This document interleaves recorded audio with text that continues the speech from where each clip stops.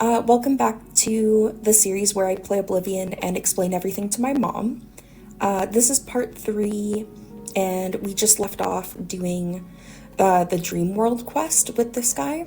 And yeah, this is part 3. Last episode was the Halloween special. And this episode, I want to show my mom the different, caves and forts in this game. I'm thinking of about, 3 different types that I can think of, pretty much. So that's what we're gonna do in this episode. So, first things first, if you see at the bottom middle, we have 224 out of 300. That's our carry weight. And since we're going out to adventure, we want to go drop our stuff off at our house. So it's good that we have a house, which we did the Spirits Who Have Lease quest, where you lift the curse off of Benris Manor. And so, now that's our player home. You can have all of the player homes if you want, but that one is my favorite, so yeah. Another reason that you want to have a player home is because if you just leave things in a random crate, I'm pretty sure that they disappear. Anything you put in there disappears. So it's good to have a home. Oh my gosh, and here's the excuse me?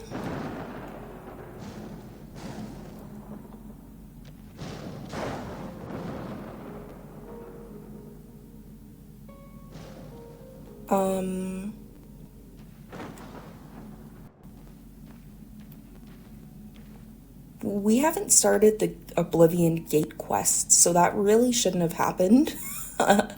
That's super weird. Tidings. Yeah, that red lightning in the sky, that happens when you're near an Oblivion Gate. But yeah.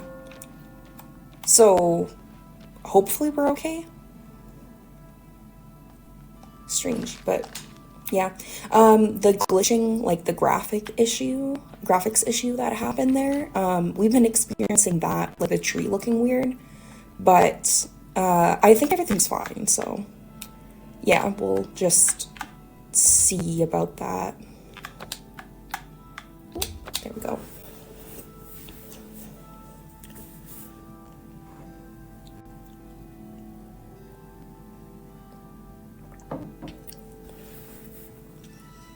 I think it'll be fine, honestly. I know that the remaster has some strange, little glitches that happen. So I don't think it's, my game file or anything like that. I mentioned a million different times, make sure that you always save, a new game file and keep a bunch of them. So we'll be doing that, and it should be fine. Yeah. And everything does load in, eventually. There.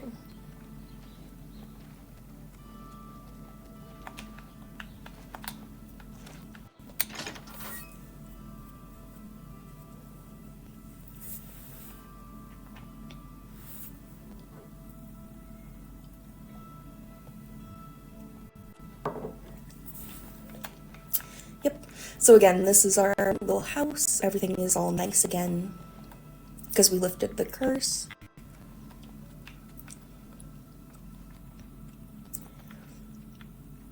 And now we're just going to drop off our stuff.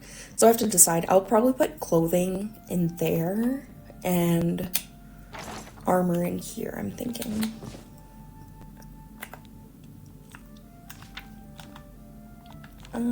Yeah. Or not armor, sorry, weapons.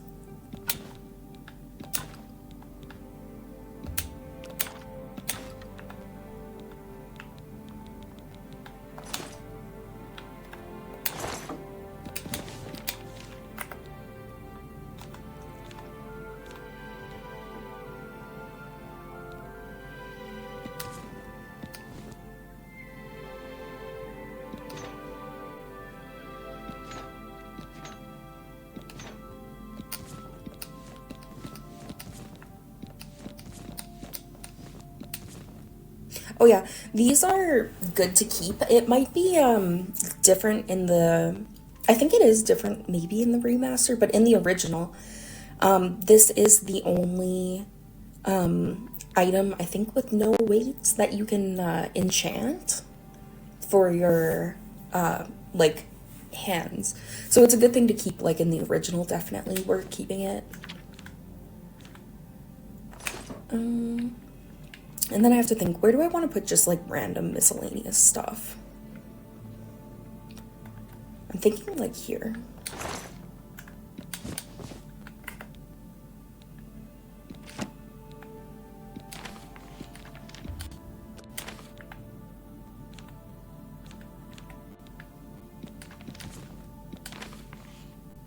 And we don't need this center key.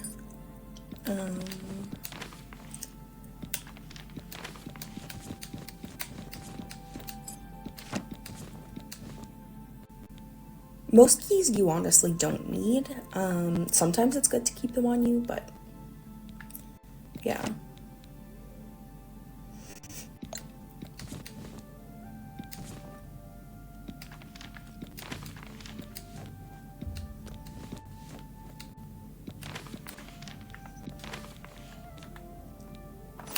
And where do I want to put my ingredients? I feel like in the old game there should be like another thing here, but maybe not. I feel like it's weird to put food in my desk. Maybe. Oh, I know where I'll put my ingredients. We'll put it right. Wait, yeah, I mean, yeah, we can put it here.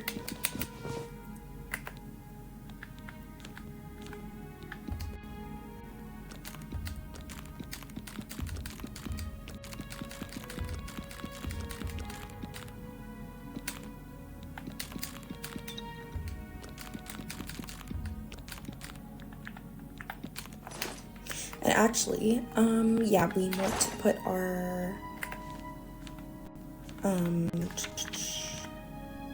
stuff here, like our potions.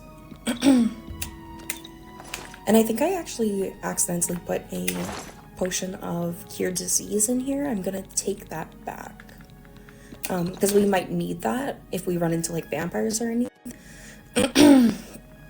Let's take a look. Oh yeah, I wanted to show you this too.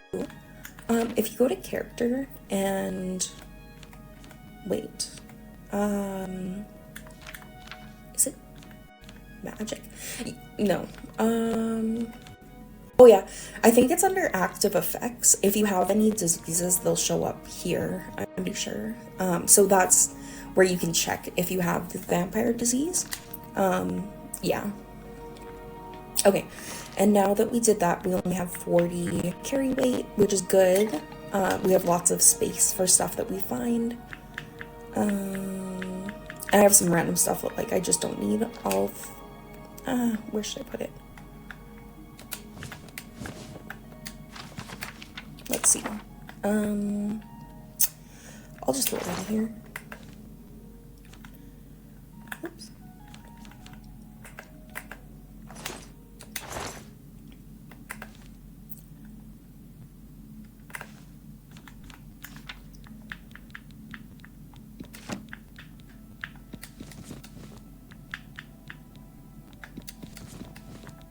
There we go.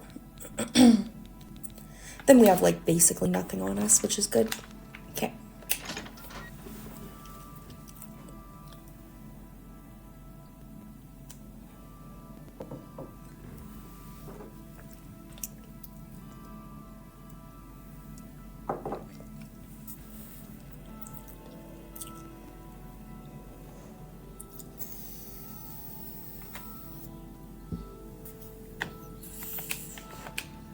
Okay, so the first place that we're gonna go is the, like, I don't know what to call it. Like, it's not exactly it's not a cave and it's not exactly a fort, but I have to find it. I'm pretty sure it's like right here-ish.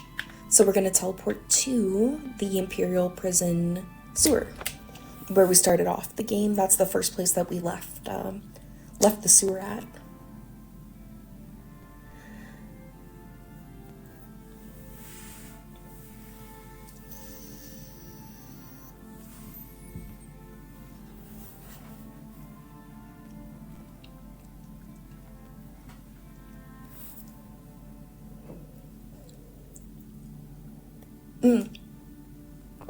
And it's worth mentioning, we aren't gonna find any, like, good gear or anything cool, like, no really cool magical weapons, because we're only level 2.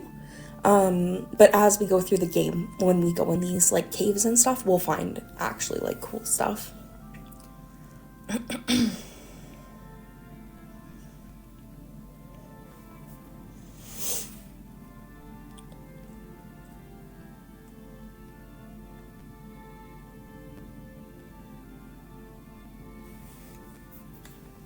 Okay.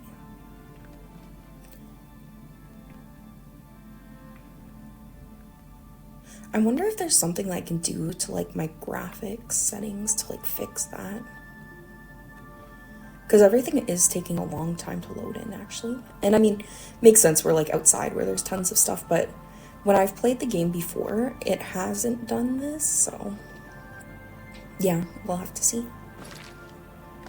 Oh, so I think that actually might be it in the distance, what we're trying to get to.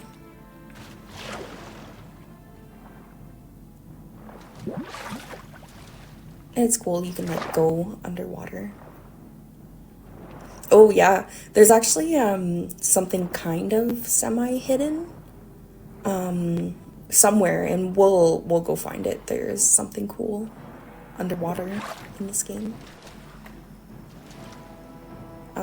Well, I mean, there's a couple of things, but yeah, I don't want to give it away, but we'll do it. And you'll see.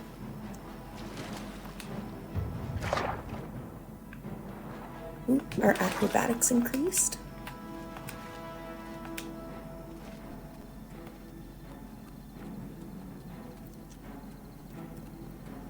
Ooh, and look, there's a Nern root. So we're gonna pick that up.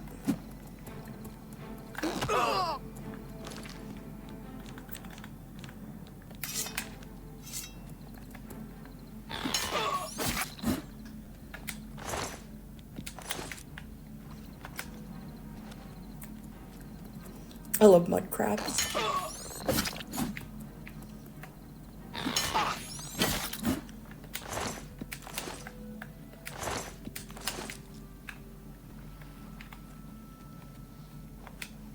What time is it? Ooh, nighttime, okay. Yep. So this, I'm pretty sure, this, oh yeah, screen. This is our favorite, or my favorite, place to go artifact hunting. Oh god. Okay. And actually, we'll save, just because we already dropped off all of our stuff. There we go.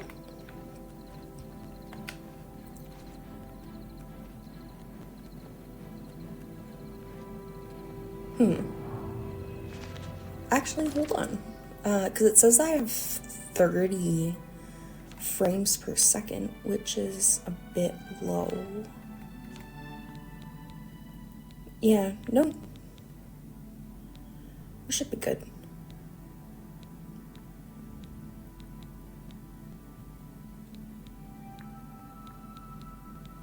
I might have to adjust some of this stuff to be a little bit lower since we're having a bit of issues, but anyway. It's a fight you want. It's a fight you'll get.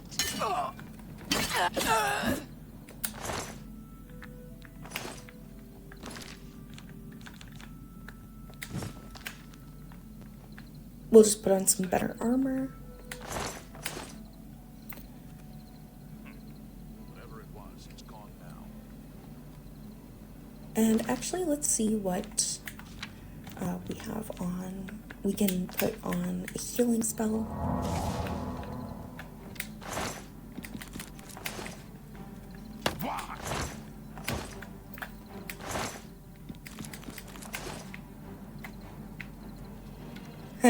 I used to be so scared to sleep anywhere because I was scared of vampires showing up. That's not really exactly how it works, but I didn't know that for the longest time. Yeah.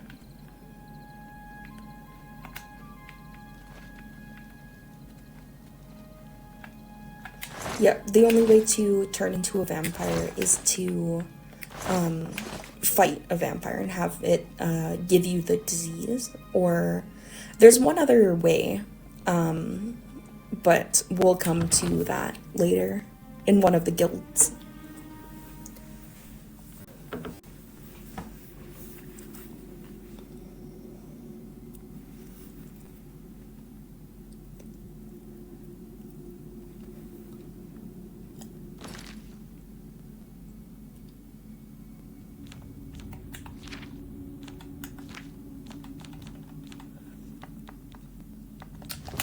There we go.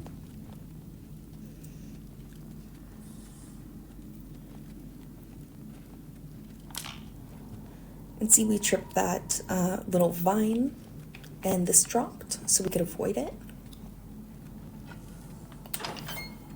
There we go. I feel like there's gotta be... There's really no happy medium for the difficulty, which kind of like sucks, but maybe I'll try this to like make the enemies tougher, but not like... Just my eyes playing tricks on me. We'll see. Okay, that's not much of a difference. Who's there? Or maybe? No.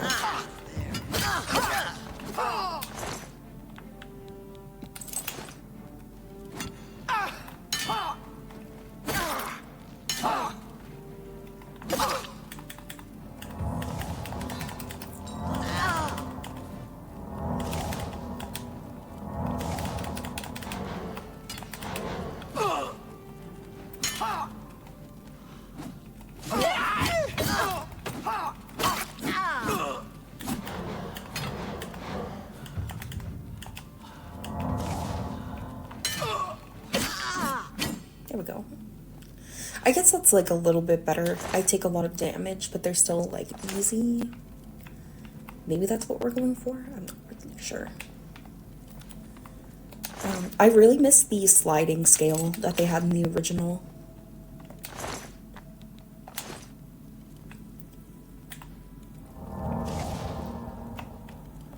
And there's mods that you can download to get it to be the same if you wanted. But we're doing a, like, vanilla is what they call it, playthrough of no mods at all. Honestly, you don't really need, in my opinion, like, for the remaster, you don't really need mods. Except for some stuff, like, if you wanted to, but, yeah.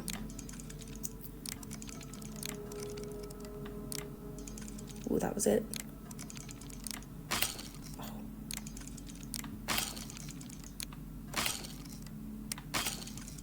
Oh god, I should have saved before I started this.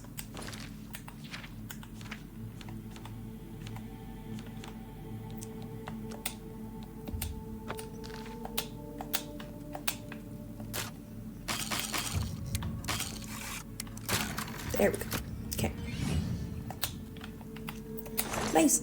And in the top right corner, you can see that with lockpicking that, we increased our skill enough to level up. So there's a bed over there, and we will... It doesn't really matter if you like sneak for this. The only thing that does is like make it so that people don't see you, but everyone in here is dead, so it's not really a problem. But you can get like skill increases for crouching and sneaking, so sometimes it's worth kind of maybe doing, but yeah. Oh yeah, by the way, these things are like things that you can pick up. They're called Welkin stones. They replenish your magicka, but they don't ever reappear in the world. So I'll just leave them for now, because like the only thing that we could really do with it is like sell it, because we don't have a lot of magic. There's not really a big need for any of that. So yeah, we'll just leave them. Oh my god, not again. Okay.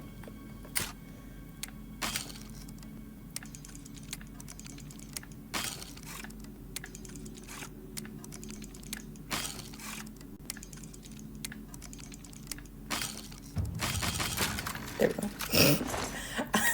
Okay. And all that we got was a little bit of gold and 2 lockpicks, which we spent a lot to open it, but hey, whatever. Yeah, and part of the reason that I, like, this was my favorite, like, I don't even know what to call this place, like, cave? It's not exactly a fort, but anyways, this dungeon, I guess, was my favorite because I hated going in different dungeons, and you can just wait, like, a week, and then everybody comes back. So there's no surprises in this dungeon, so I would always go to it, like, over and over again. Yeah. Okay, and let's go to sleep to raise our level. Oh, that's weird. Oh, I guess they removed it so that you can't sleep in this one. I used to always sleep in this bed, but hey. There's beds outside. And yeah, that's the end of this, like, dungeon. That's everything. Yeah, which, again, that's, oh yeah, nice. That's why I liked it. It's so small, and it didn't, like, scare me as much. Okay, acrobatics mastery increased. After long, arduous hours of practicing jumping and controlling your falls, you have become an apprentice of acrobatics. You now have the ability to dodge by pressing left trigger and Y while moving, allowing you to quickly reposition yourself and avoid attacks. So, let's give that a try. Oh, yeah, that's different. Actually, you know what? I don't think that I ever read that in the remaster, so I actually didn't know that was a thing. And in the original, I know that you're, like, able to do a backflip. I didn't find that out for, like, years, because I always skipped those, little things. Those, like, messages. I was like, oh, cool, level up. So, yeah.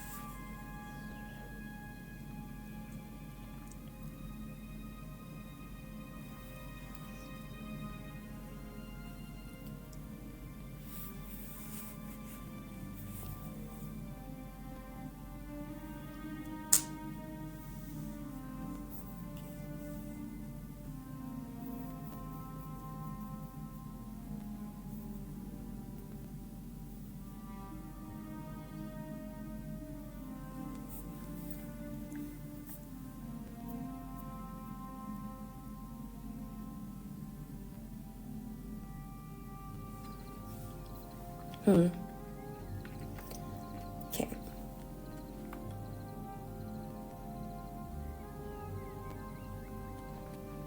Anyways, so that is that place, that screen. That's my favorite cave, because it's like the only one that didn't really scare me as a kid. So next we will go to, oh, did I hear someone? Oh, I thought I heard somebody talk. And yeah, along the roads, Imperial Guards, like, Hail, what are they good called? citizen. How can I be of service? Oh yeah, Imperial Legion. Well, I mean, I can talk to the horse, I guess. What can I do for you? But yeah, they're along, Imperial Legion soldiers, they're along the road. Emperors have been assassinated before, but this time, I don't know. It's different. Can't you feel it? A shadow is falling across all of Tamriel. Long live the Empire. We're here We'll to ask help. him about the Grey Fox. He's that thief that the Imperial Watch are always going on about. He likes to steal from rich folk. Long live the Empire. Okay, so now we're going to...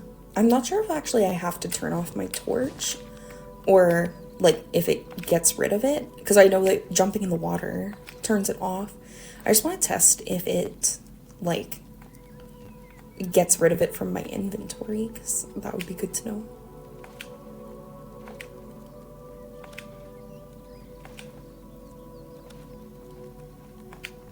Oh yeah, we forgot to sleep.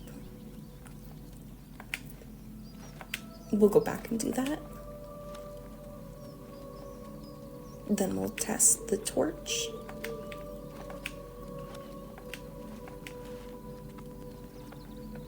Okay. There we go. And yep, we can sleep in this bed. I'll sleep for 1 hour. Okay, you have ascended to level 3. You realize that you are catching on to the secrets of success. It's just a matter of concentration. So, we're going to increase our strength. Oh yeah, just as a reminder, we have these 12 virtues that we can like spend every time that we level. And each of these little things like represents some different skills and stuff. Yeah, pretty much that's it. So I'm gonna spend 5 on strength because I like having a lot that I can carry. I think this time we're gonna spend 5 on willpower because we don't have a lot of magic. Willpower, I think actually willpower makes our magic regenerate faster, but that's still good too. Intelligence makes us have more magic. And of course, oh god, actually, we're gonna take away, we're just gonna do 2 plus willpower, and we're gonna do plus 5 to endurance, because endurance makes you have more health, and so you want to have that early, as high as possible early. There you go. At least I'm pretty sure that's still that way in this game. It's that way in the original, so yeah. Perfect. Okay. And then we're gonna go test to see if the torch stays in my inventory when I jump into the water, or if it actually like uses it up and gets rid of it. Okay, so I have 6. Let's get in the water and let's see. Oh, okay, yeah, it just, oops. It just, like, turns it off. It doesn't, get rid of it, thank goodness. So, I think right there is where we come out from the Imperial sewer. Yeah, right there, where my little middle cursor is. We're gonna go along the water edge, the beach, the shore, and we're gonna go to that place, Vilverin, which for the longest time I didn't go in there because I was like, oh, it's so scary. It still is kind of scary, not gonna lie. Also, I'm playing at like 3 in the morning, and I have my volume down, so it's just like my voice, and I can't hear the game really, which somehow makes it even scarier. So a little bit spooky.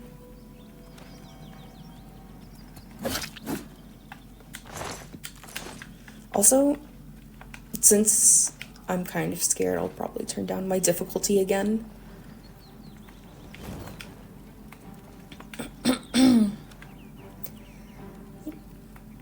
Let's do that now. And yeah, let's turn it down because I'm scared. And save. Okay.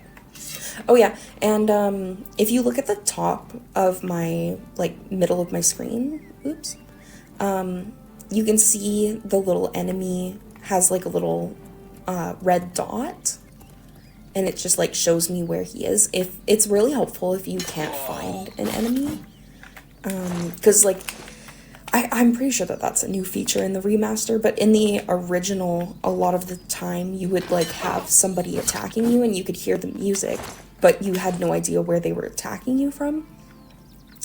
And if it's a mud crab, like in the original, they move even slower, so you can like swim across a lake and then something's attacking you and you can't teleport because enemies are nearby. So it's nice that they like made it so that you can actually know who's attacking you, I think, in theory.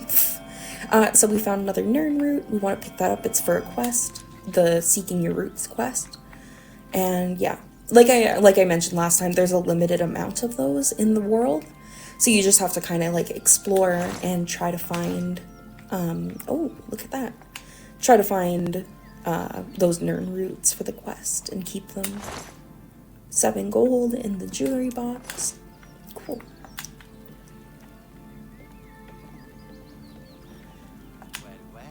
Oh, he saw me. Oh, actually, he didn't see me. He just got, like, alerted somehow, but...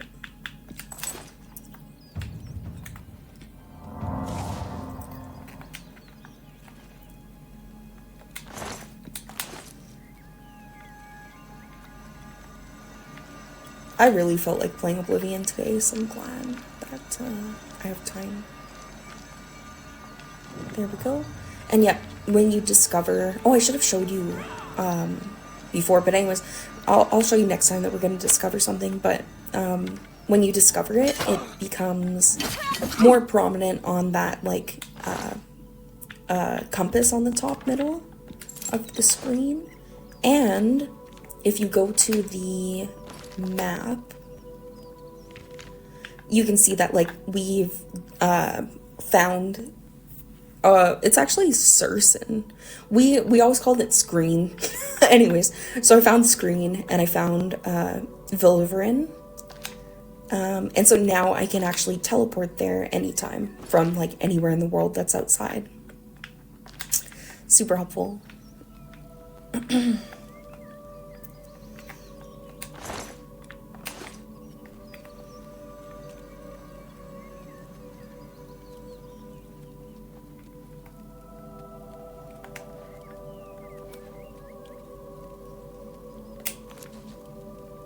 Oh yeah, I should have showed you that. The food looks way better in this game. Well, honestly, I have a nostalgia for how it used to look, you know, just like everything else, like in Oblivion. But the mutton looks a lot better. It's very cute.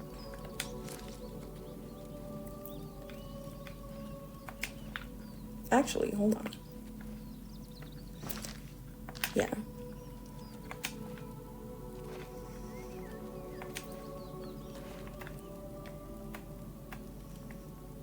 And we found a book called The Immortal Blood. And it's probably just a regular book, so we can kind of just like... Oh! Wait, stop.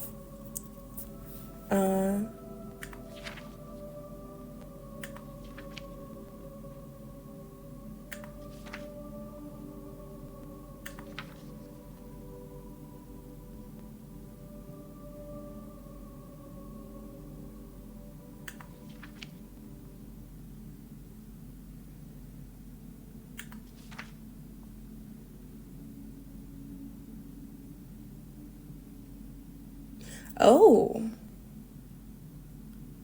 This is a book about a vampire, which is really interesting. I actually... Oh, look, and my hand-to-hand increased. So it is like a special book. I don't remember one being here.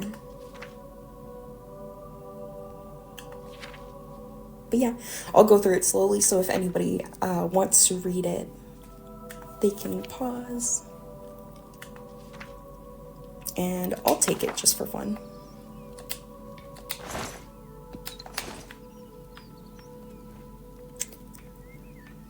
yeah, so that's one of the skill increase things. Oh, and it's fun game, like world building, that he has a garlic cluster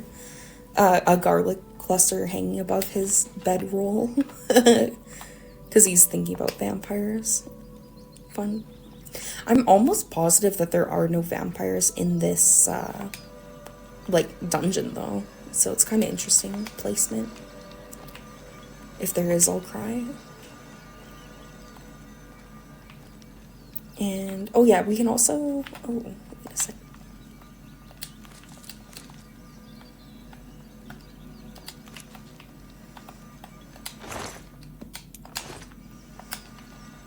Yeah, we can also go up here and touch this like giant thing. It's an Iliad well, so it gives us like a blessing basically. So now we can go and look at our, I think, magic. Yep, magic, and we look at our active effects. So the Iliad well gave us plus 50 magic, and that's all, but still that's pretty good. So it only lasts for 300 seconds, so it's not like the biggest deal, but why not?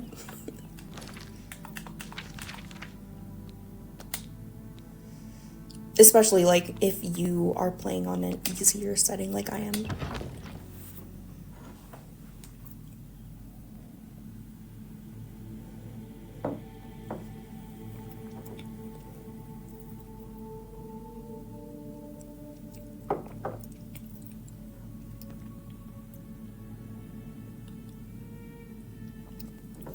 Okay, now I'm pretty sure in this type of cave, or whatever you want to call it, there is something that is kind of good that I can get off of these guys. But I might actually be too low level to have it appear. Basically, I'm pretty sure in this thing there's like mages, and they should have like staffs that have like good effects, and you can sell them and stuff. This is really cool. You can't do anything with it, but I always like that. Yeah, okay. Spooky. What's that? Damn rats. Always skirting around in the shadows.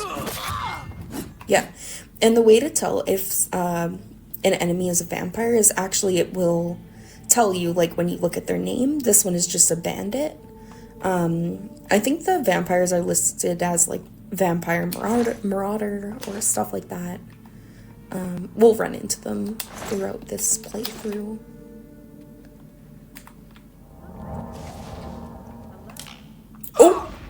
Oh my god, oops. She was lying on top of the trap, so I didn't see it. I think, yeah. That's okay. We're tough. Today you die!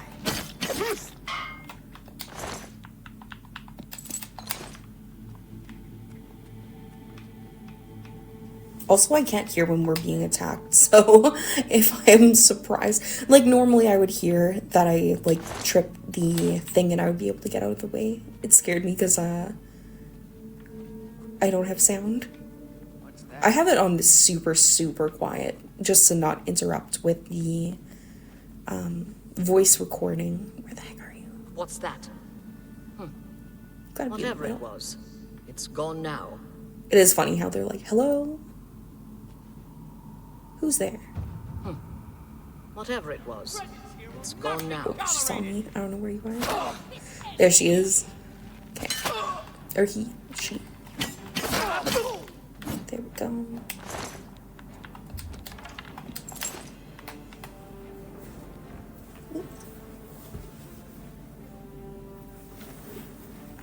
This is the part where you fall down and bleed to death. Die, cur! And it is good to kind of let them hit us because we want our stuff to increase. So. Hey, I can try my, how did I do that? Oh yeah, look at that. it does work. I think that they just like adjusted it from being like a crazy backflip to being that motion, because it does the exact same distance as I remember the backflip doing. Which, if they did get rid of the backflips, what a shame, because honestly it was very funny. Yeah.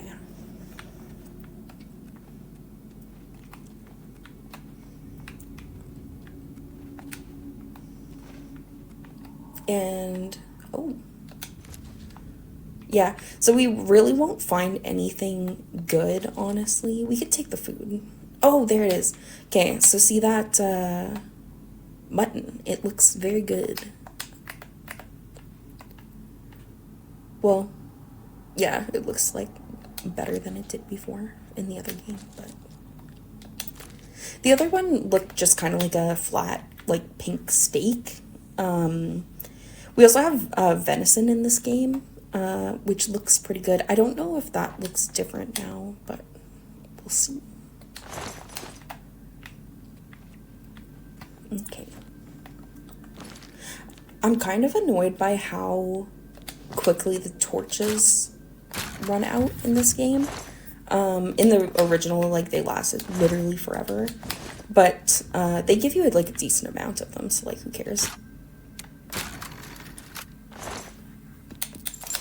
But, yeah. It would be kind of nice if, like, it burnt out and then, like, automatically put another one on, but, I mean, that's kind of being very particular. And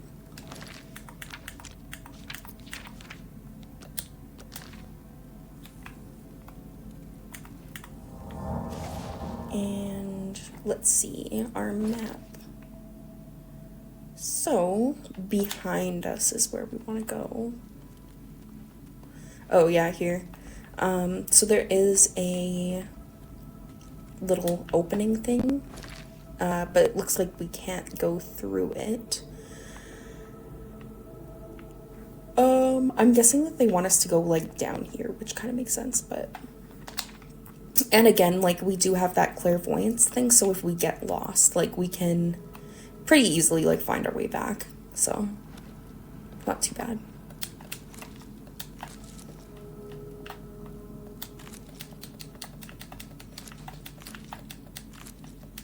Lots of stuff for alchemy.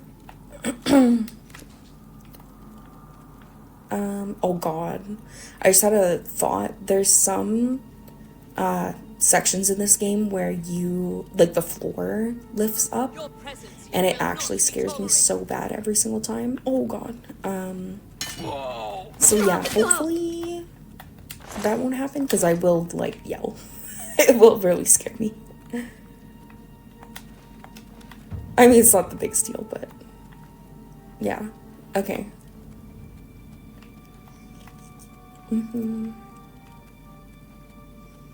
Is there anything good down here? Nothing. Oh, crab meat. We'll go up this way where she came from.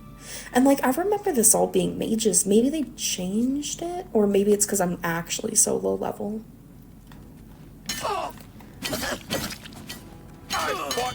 Yeah, and whenever you come to the ringleader, you know that you're basically, like, at the end of the, like, cave or dungeon or whatever. I'm just gonna let them hit me a little bit, because we want to level up. And bleed to death. Now you will know pain. Oh yeah, it's also worth mentioning that, oh, I don't have any. I might have gotten rid of them, but, or maybe we just had none. If your armor is, like, at 0 defense and needs to be, like, repaired, like 0 health, you can see, like, the little heart right beside the AZ little book. Like, my arena light raiment is at 90 like, health. If it gets to 0, you don't get skill increases from wearing the armor type that you're wearing. So, like, this is light armor, so I'll get light armor increases while wearing it for being attacked. Yeah.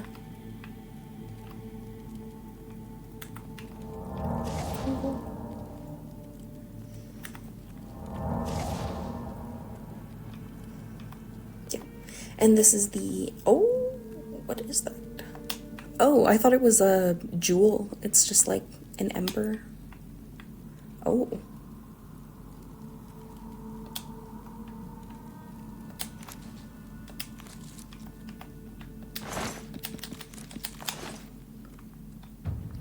Oh my god, athletics is going up so fast. Or did we get acrobatics last time?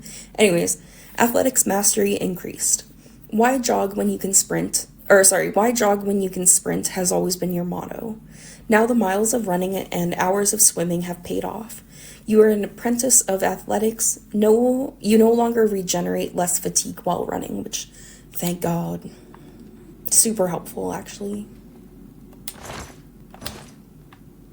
Yeah, paintbrushes used to be kind of like a sacred item in the original Oblivion because there was a glitch where they would like float in midair when you pick them up and then drop them. So you could use them to like build a ladder and get to like really cool places, but sadly they fixed that glitch in this game. So, yeah. And just like all books, you want to like just run through them, like quickly open them to see if you get a skill increase.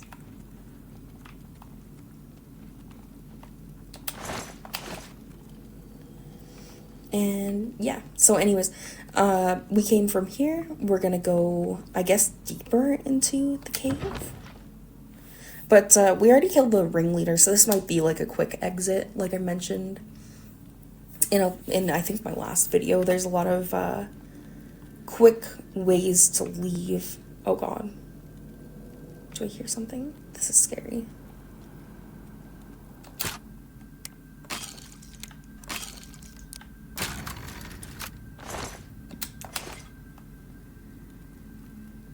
I feel scared.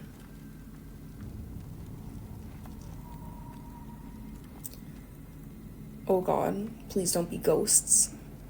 And we were talking about vampires outside. I don't like that. It's nighttime and I'm scared. I do like this though.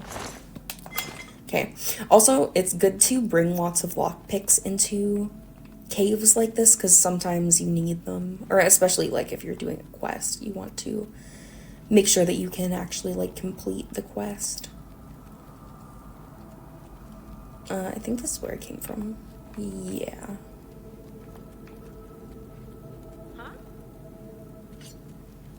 Ooh. Yeah, no, I was just checking if he's a vampire. No. Interesting that there's more people. Maybe there's another ringleader? No, probably not. I don't think the cave is that big. In these types of places, you can usually get through the walls here, but there's a little thing that you have to like touch, like a little glowing thing in the wall. But I actually think that's the end of this. I think I've looked at everything. And if we were higher level, there would probably be something like pretty good in here. Because it's like basically the reward for getting to the absolute end of the dungeon. So, I think we will head out now. Which, I think it's this way? No. Wait, okay, I need the map.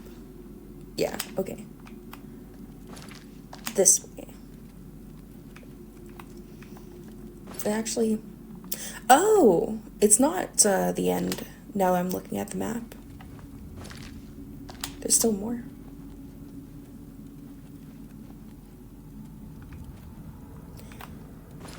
I knew it. I knew. Is there like a little thing that I'm missing? Oh, maybe you have to press something like earlier in the cave to get through here. I actually don't know. But hey, whatever. We missed it. Yeah, I don't think it's not that important. I just wanted to show you like what this type of cave looks like. Yeah, and usually there's, Unless I just picked one that like doesn't have mages in it, which is totally possible. Usually I feel like there's mages in here, but oh well.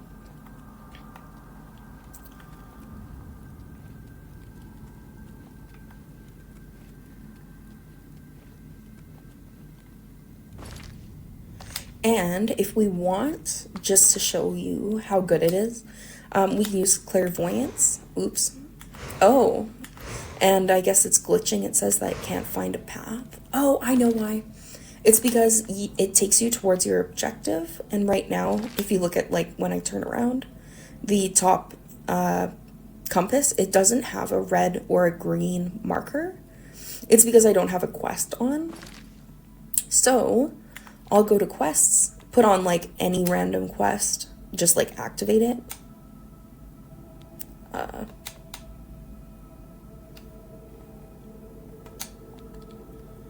I don't know. I do have that one. Maybe I need to pick a different one. Hold on. Let's go, the arena. That's weird. Burning trail? Oh, I know. Yeah. Inspect. Activate quest. Open a map. Okay, perfect. So that's how I do it. So now I have a little thing. So now when I cast this spell, it knows that I want to go towards that thing. So it's going to take me outside of the cave because the quest that I have has nothing to do with being in this cave.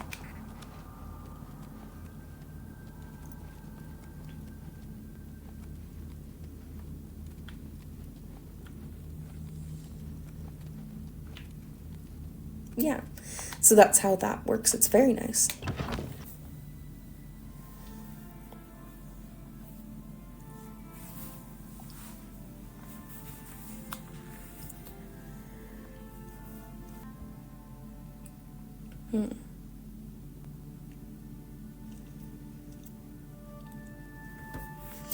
And actually, I'm just gonna pause very quickly and I'll be right back.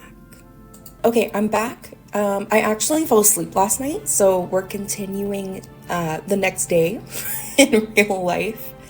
And I also realized that I already showed you guys like the third type of like cave that I wanted to show you. It's the forts. So we have been to them, but I think I actually see one in the distance, so we'll just like quickly run into one and I'll show you what that looks like. Oops. Also, I might turn down the music just a tiny bit.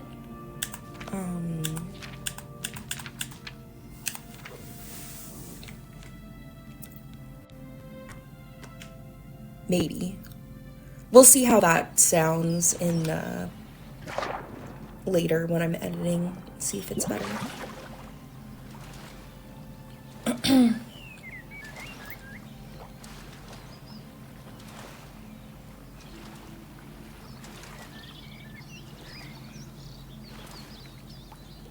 Yeah, and the way that you can kind of tell what the fort is, basically like how they look on the outside. Like if you look at that place, like in the distance you can see that like all of that like curvature, like there's like kind of rounded walls, and that looks like where we were right there. This place where we're going, it has big like walls, like stone walls. That's what the forts look like on the outside.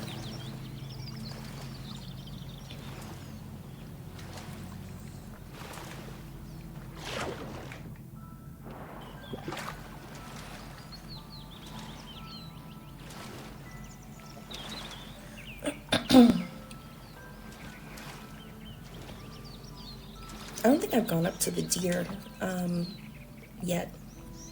Yeah, if you go up to them, they just like run away. Or, yeah. There they go.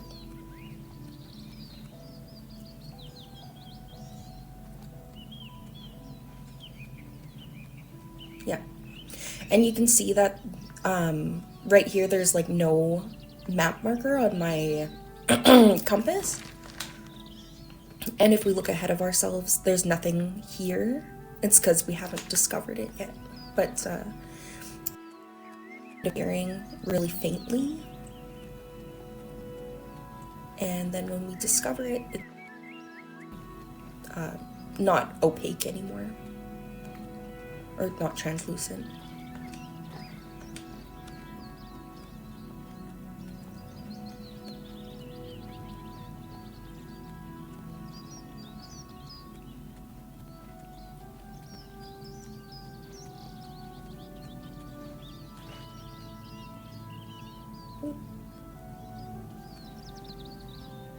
So there, we discovered it. And now if we look on our map, see it's right there. Yeah.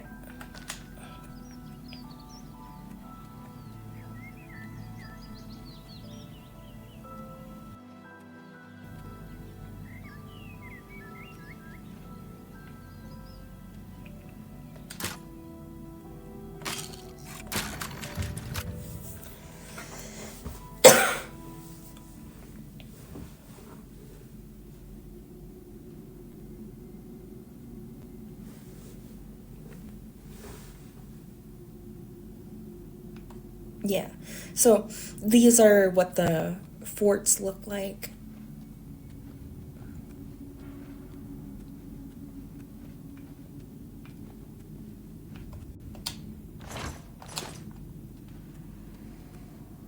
Oh, there's a scamp.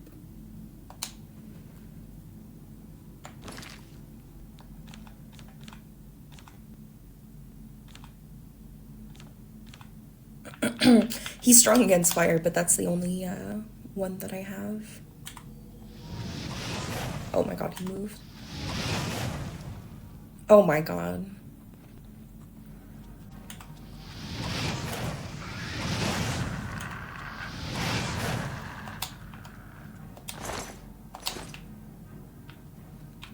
That's weird that he's just like on his own in here. Because usually if you see that, they're summoned scamps, but this one's just like a normal one.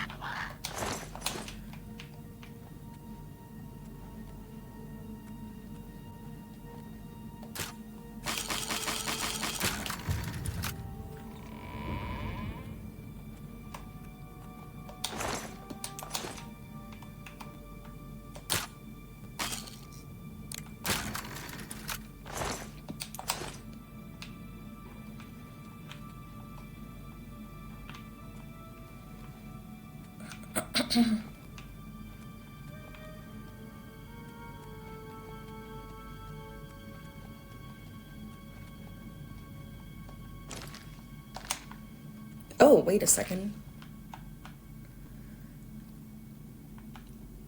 Am I actually on a quest that I'm supposed to be on?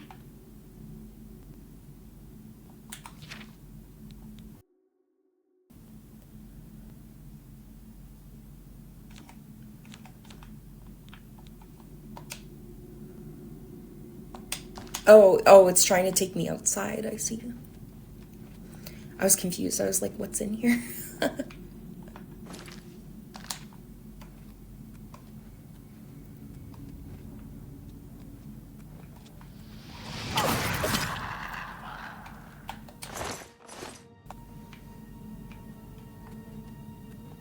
And usually there's like guys in here. Oh, this is pretty scary, not gonna lie.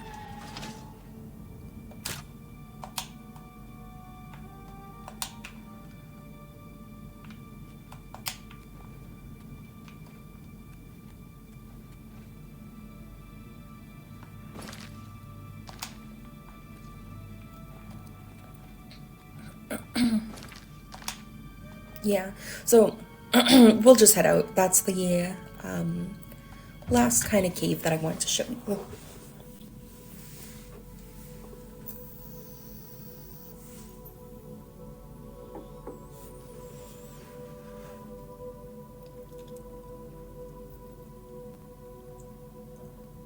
And these ones tend to have a lot of like traps in them that are set up by the people who live in these forts.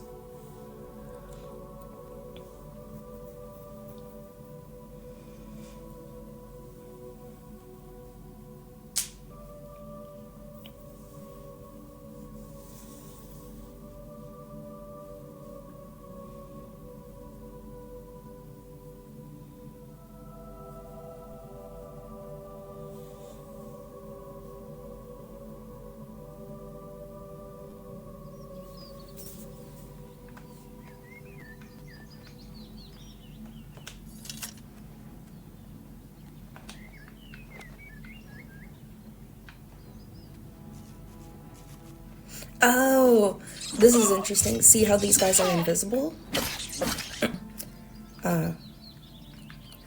Yeah, that has to do with a quest. And actually, since we're like around, where's the place I'm supposed to go? We'll save that for another day, actually.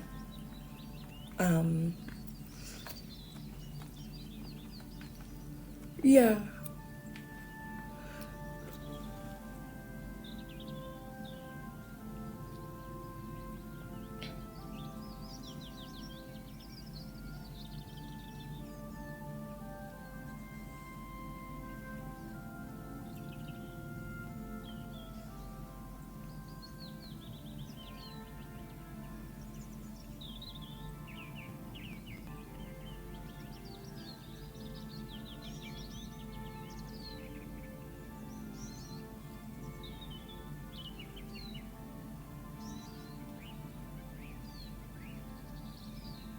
Oh, I'll show you something fun.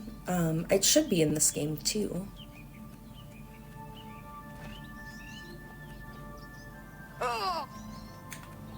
Oops.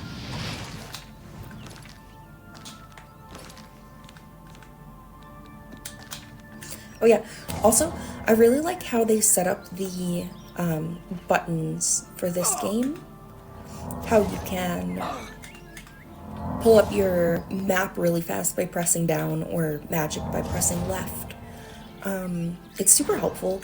I mix it up a lot because I'm not like super used to it, but it is a great system.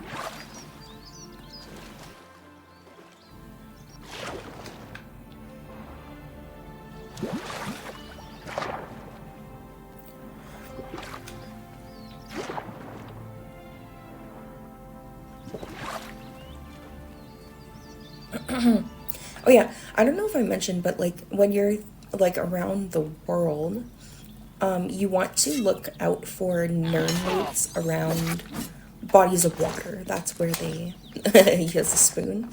That's where they spawn. Or grow, I guess.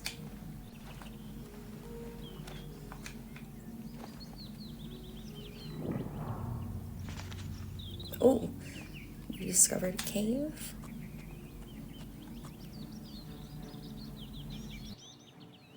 Oh, the dog saw me. Yeah.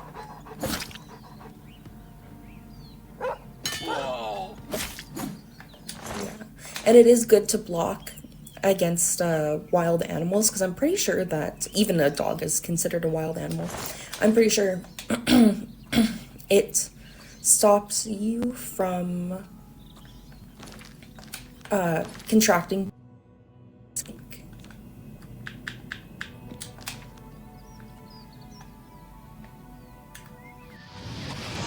Dang.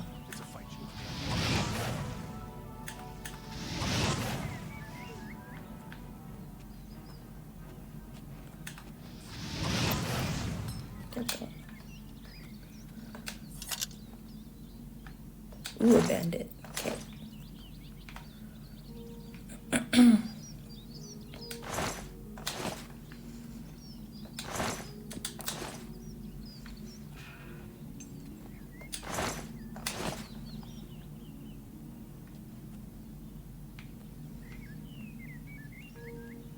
Okay, now back to what we were doing.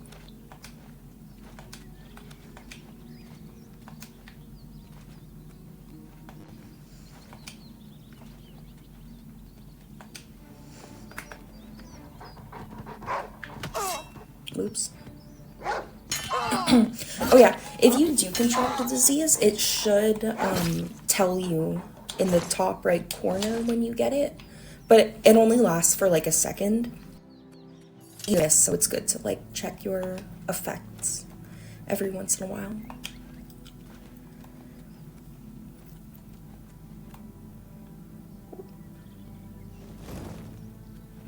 Oh yeah, dude, there he is. Oh my god. Shady Sam. Remember in the first episode I said that there's this guy who sells like skooma and lockpicks? Found him. Psst. Hey, you. Yeah, you. Come here. I got what you need. You need something special? Check out my wares. You won't find this stuff at your local general store, that's for damn sure. The people of Nibonay consider themselves to be more civilized and sophisticated than Colovians.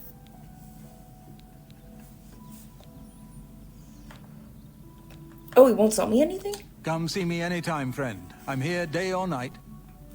Oh, I guess he is here forever.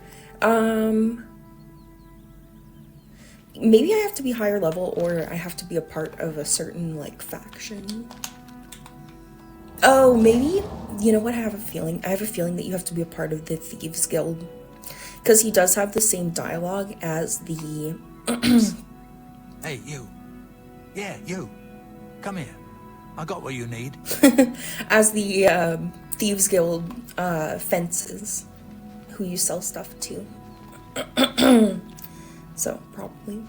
Ooh. And yeah, if you ever see these, like, round, like, looking, not round, but, like, you know, circular things, these are, I think they're called way shrines, and you can go and get a blessing from them.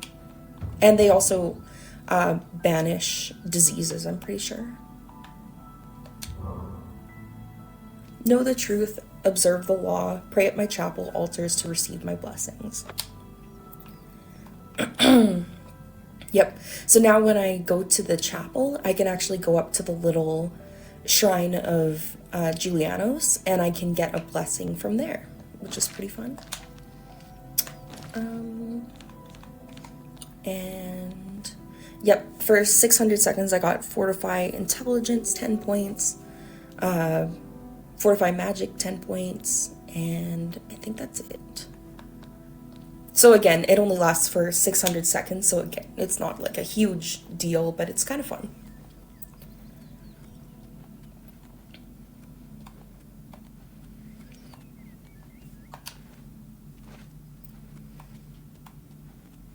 What time is it? 7 p.m. Okay, and this is what we're here for. We're gonna go across this giant bridge.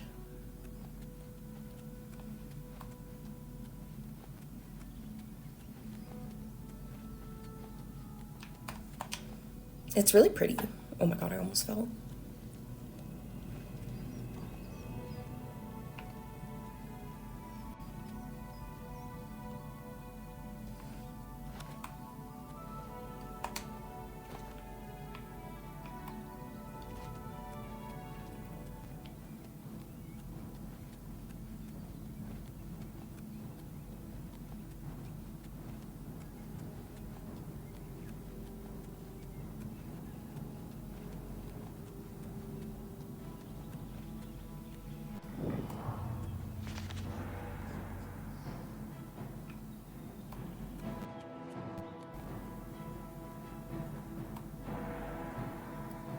Ooh.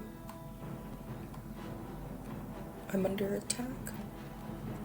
See, it's so nice that you can tell, like, where you're being attacked from. Like, see this random mud crab. If I wanted to teleport, I couldn't, and if I couldn't find him, I would never be able to teleport for, like, a million years.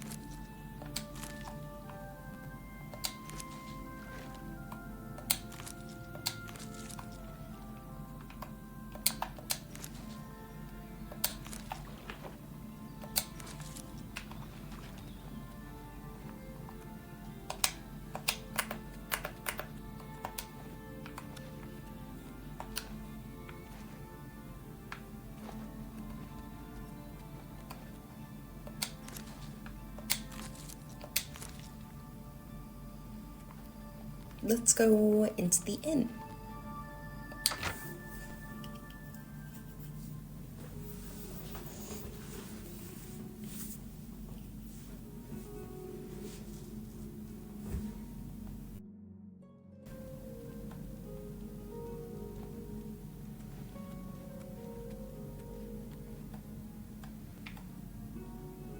Oh my god.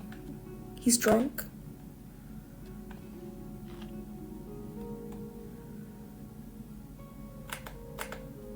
Hello, citizen. I hope you're faring well in these difficult times. Rumors? The Emperor is dead. So are his heirs. We are a legion without a leader. The Blades were trusted with our Lord's protection, and they failed. Farewell, citizen. You need something special? Check out my wares. You won't find this stuff at your local general store, that's for damn sure. So he said the same thing the other guy said. Shady Sam. So probably they're both Walk part of always the... in the shadow of Sithis. Yeah, Shadow of Sithis. Okay. Sithis it has to do with the Dark Brotherhood, so... Interesting. Welcome to the Walnut Inn. Could I interest you in a room or perhaps a bit of wine? Western Cyrodiil is called Colovia and includes the Gold Coast, West Weald, and Colovian Highlands regions. Yes, actually, I'm quite fond of collecting all manners of wines from all over Tamriel. But one vintage continues to elude me. Shadow Banish wine. How I'd love to add it to my collection. Say, that gives me an idea. You look like the adventuring type. If you can retrieve 6 bottles of Shadow Banish wine, I'll gladly pay you well. All I know about them is that they're found in the many fort ruins scattered all over Cyrodiil. Shadow Banish wine? Well, apparently the wine is so rare because it was only made in one tiny batch. It's the product of an alchemist who was also a vintner. Besides tasting incredible, the magic within the wine allows the imbiber to be gifted with Night Eye. The vintner made it special for the Legion soldiers posted at the forts when they were active long ago. It was perfect for keeping lookouts warm on cold nights and helping them see better in the dark. Clever, eh? What can I interest you in? And let's buy some ingredients. I left that. Because I'm gonna show you... We're gonna do, like, a bunch of alchemy in this episode.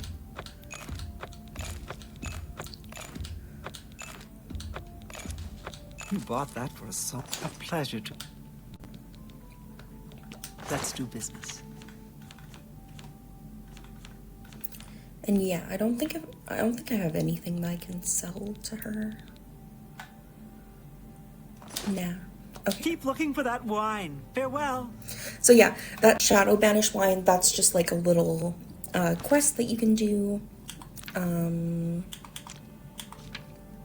So now we can see that we have it in our quest, like, log, if we ever want to do it, which we will. I'm not sure exactly where you come across it, because I remember that quest, but, like, I don't really remember much about it.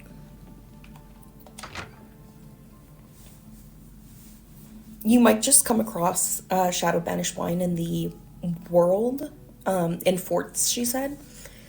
Or it might give you more guidance on, like, where specifically you can find it. Or you might have to go, like, talk to people about it. I'm not totally sure. One sec.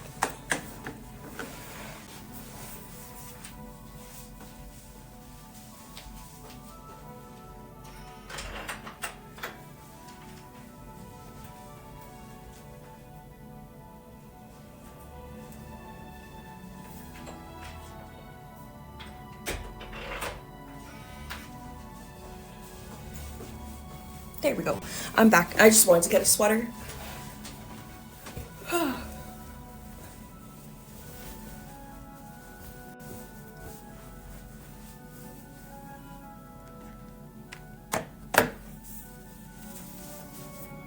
Okay.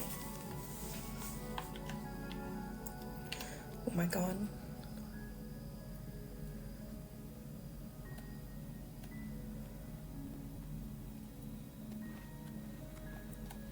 So I think let's just keep like exploring a little bit for fun. And then I think we're gonna, yeah, head back to our house for some alchemy. We're gonna do some alchemy, make some potions. Let's go towards Bruma for fun.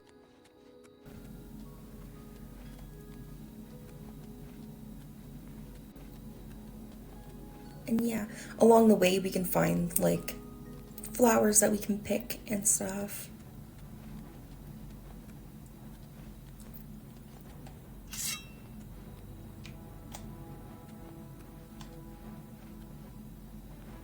Something's here. Oh. Oh, conjurer.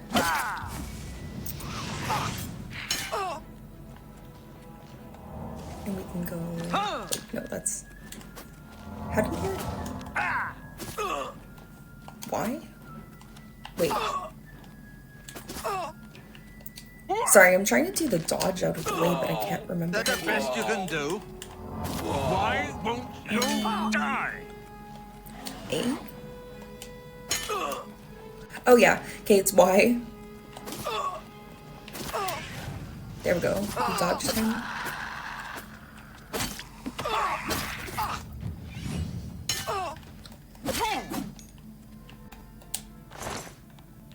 Ooh, so we got a special outfit. You can tell that it's magical because there's that like little blue circle by the name. So this one resists poison. Pretty chill. And Turn Undead Tome. That kind of sounds like a special book, so we might want to read that. Yes. Okay. So it gives us a spell.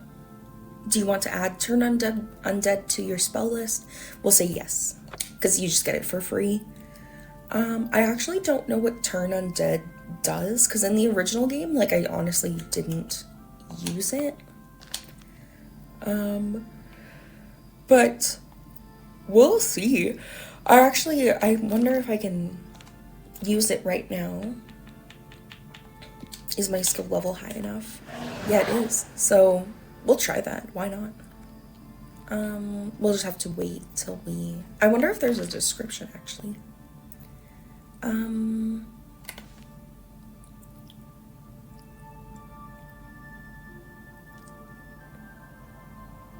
Yeah, I don't know what it does, really.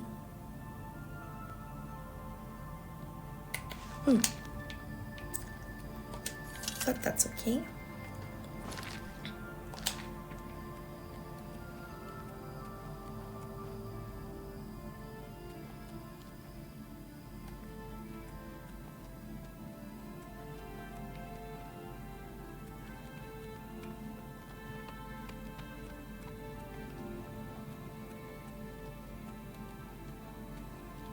Yeah, and it's fun, like these Legion soldiers, if you are getting attacked, they'll like jump off and try to help you. But they also can be really funny, like in the original for sure, where they'll just like start attacking deers and like chase them down like across the world. It's kind of funny.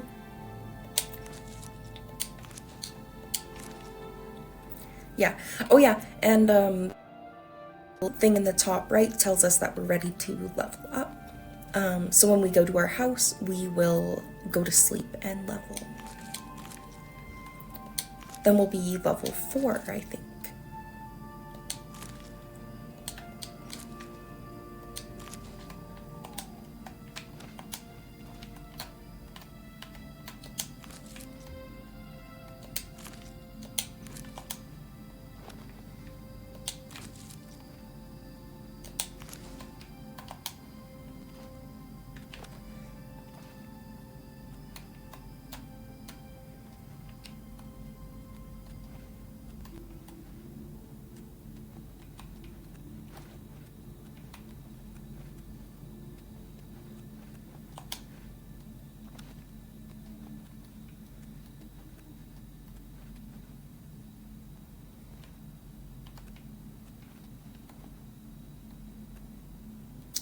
Spooky.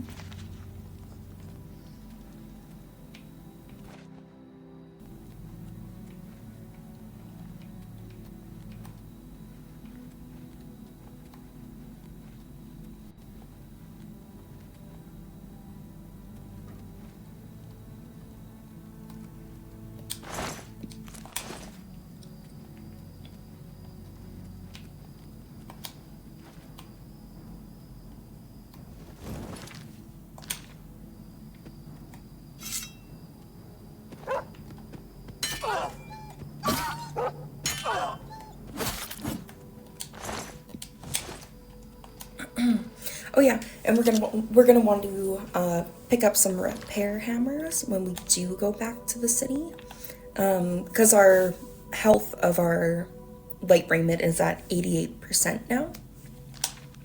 So you don't want it to get too low, because then you like don't have good defense, and you're not getting skill ups for wearing that type of armor if it gets to 0.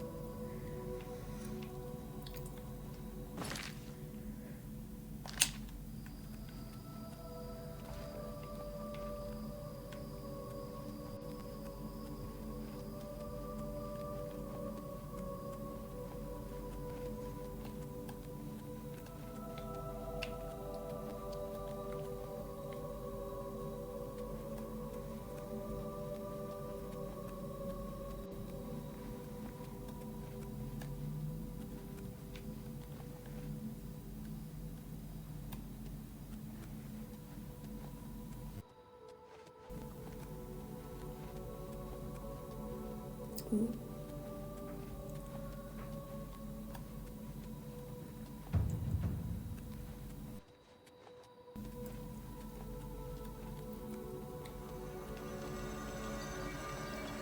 Yeah, and these things, like, they don't have a marker on the map, so you kind of just, like, run into them throughout the world.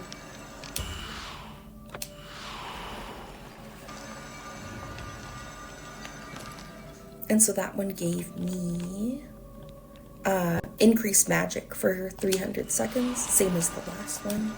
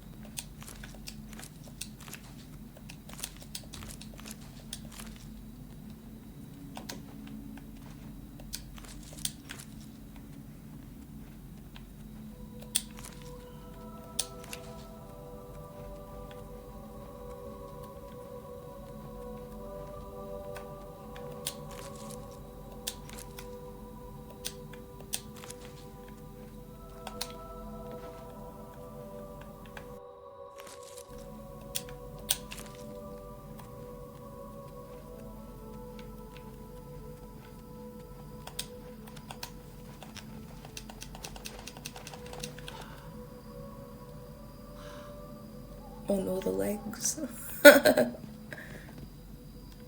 You okay?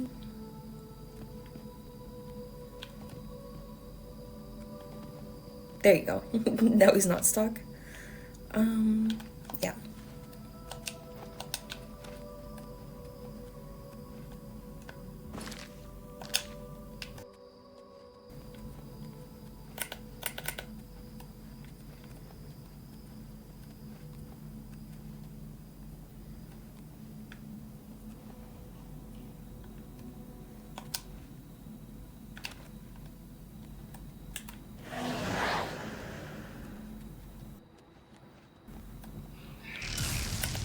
Oh yeah, I wonder.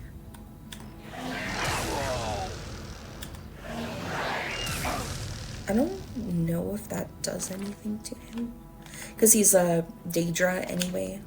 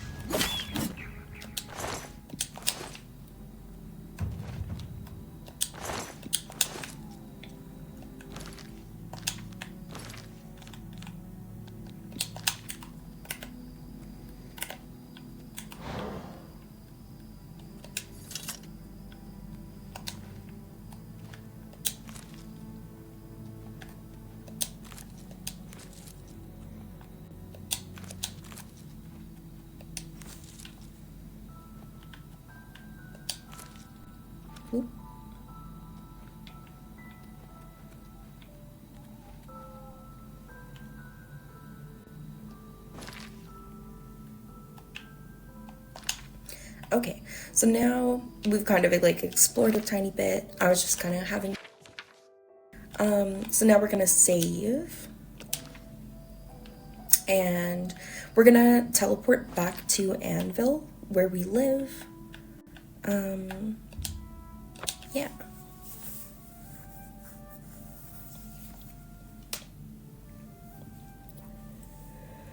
And we'll do like a little bit of organization of our stuff.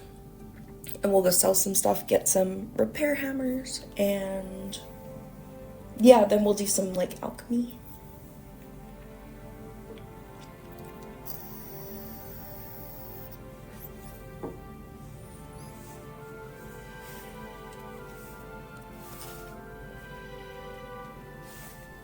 Look well upon this chapel of the Bella. Look at the faces of the dead. This is your future. Evil has returned, and the Nine need a champion.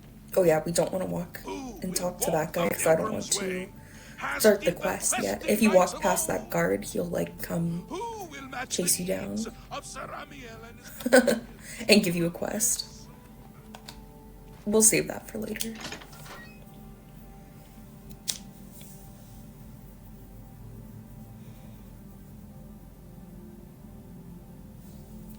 Okay.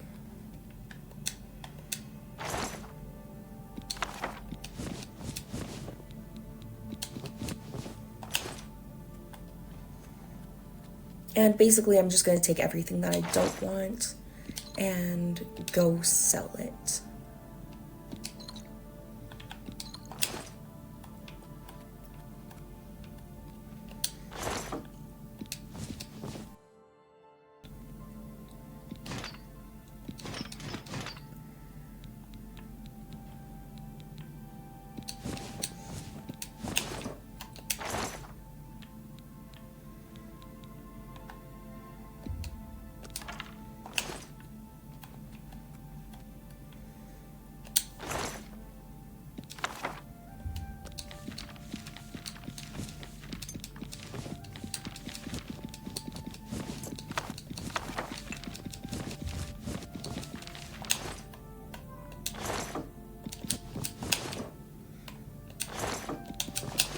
Oops. Oh god. Once you knock things over, they like never go back to how they were. Oops, we have to take that. I wish, well, you can try to place it, but like it's usually like messes up, honestly. So it's not really worth it. It's just worth being like careful not to knock things over, but it's no big deal. Okay, so let's go to sleep and level up. Okay, you have ascended to level 4. It's all suddenly obvious to you. You just have to concentrate. All the energy and time you've wasted, it is a sin. But without the experience you've gained, taking risks, taking responsibility for failure, how could you have understood? So, we're going to put 5 into strength, like normal. 5 into endurance, and let's do 2 into willpower again, so same as last time. There we go. And let's see how close I am to leveling up. So yeah, we're getting there, but now we can, where did I put, oh yeah, this is where all my ingredients is. Let's take everything. Perfect. And now let's go to a store where I know that they sell hammers.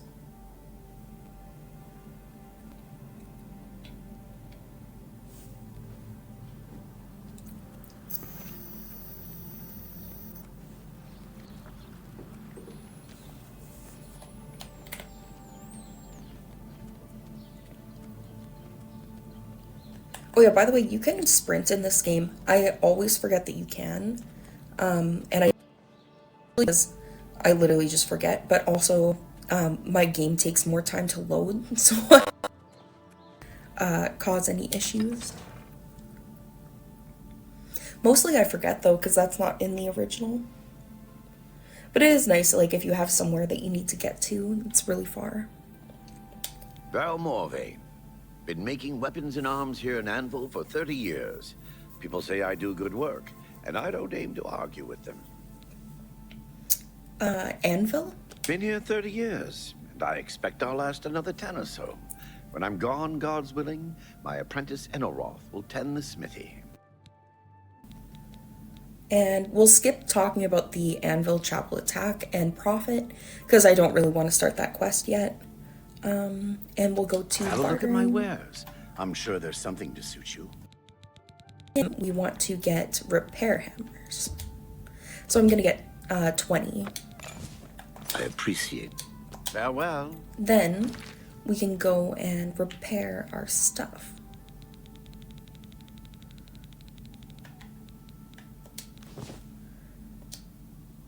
So yeah, to repair you just press X and, oh, just kidding, it's magical, so I can't do that one. But he can repair it for me. Anything that's not magical, I can repair right now. And there's just like a chance that it will break and a chance that it won't. Yes. There we go.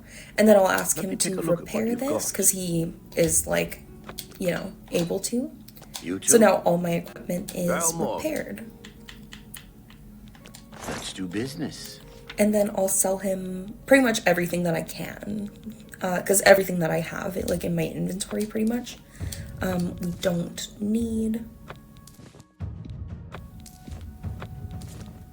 Ooh, sorry, I skipped that. Our mercantile skill went up. That's more. I just pressed through it by accident, but no big deal. You. And yeah, see, these are worth 1 gold, but they're so light, like, it's worth taking arrows where you can pick them up. You.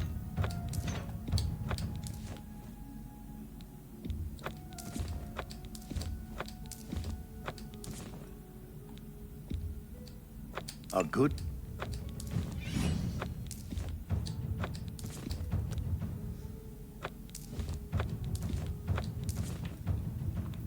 Oh yeah, and in a previous episode, I couldn't figure out how to haggle.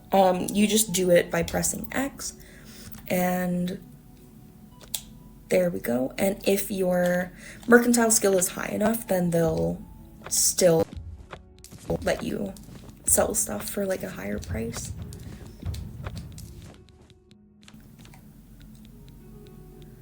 There we go. Tell your friend. And so I still have lots of stuff. You can't sell everything to the same type of merchants, but that is okay.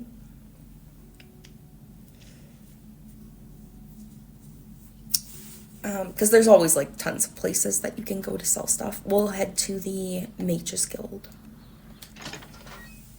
and find somebody to sell the rest of our stuff to.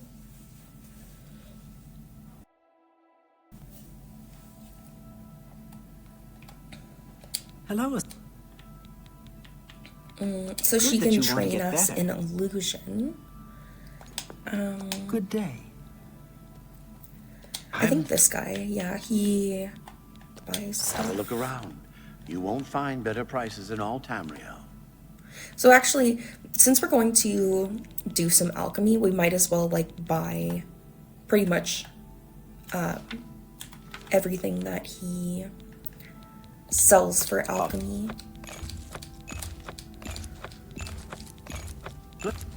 That's up.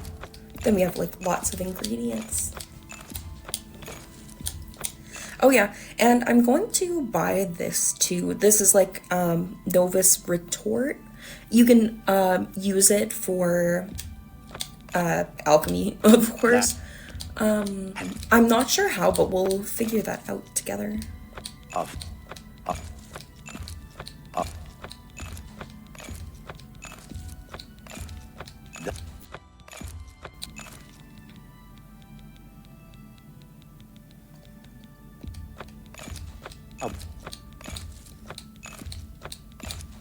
That's a good deal.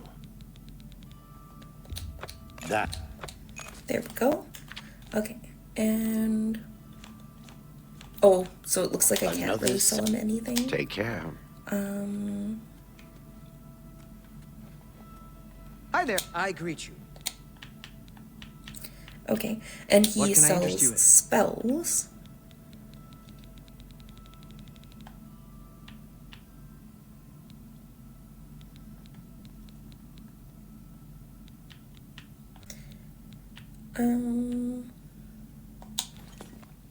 Bye.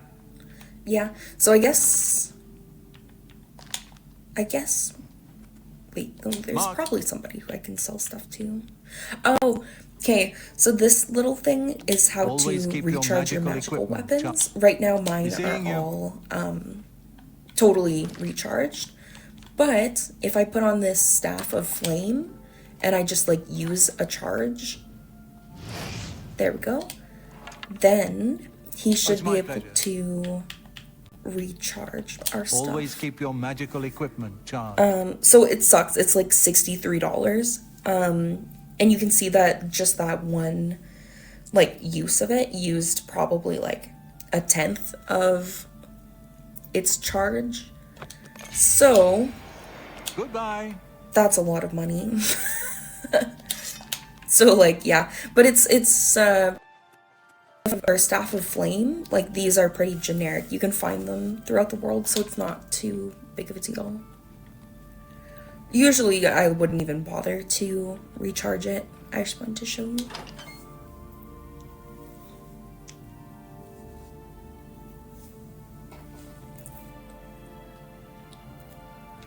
Okay, and now we're gonna head to our house. Actually, what do I have in my inventory? All of this miscellaneous stuff, like, sorry. This, I'm not sure where to sell this stuff. Probably, like, the Imperial City is, like, the best place to go because there's so many little shops, but that's okay.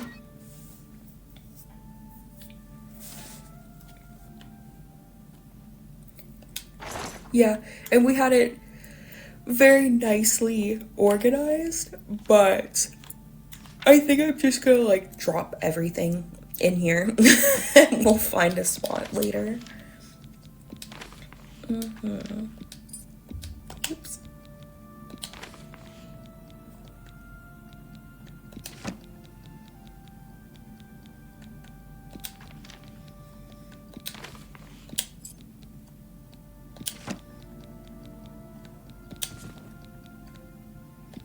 Oh, actually, that was a really cool book. I think we found it, yeah, during this video, and I didn't read it. I'm gonna read it to you later because it actually is really cool. Yeah.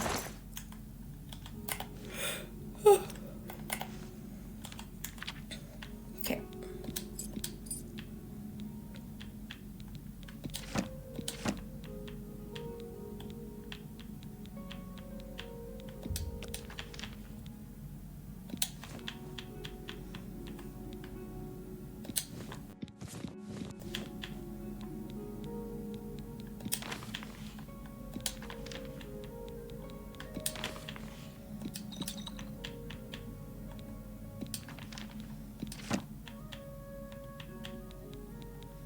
Okay, that's good. So now we're going to do some alchemy. You can do that anywhere. You don't actually need to be somewhere specific. You just have to have like the right items. And like I said last time, like in the other game, like they would have the alchemy thing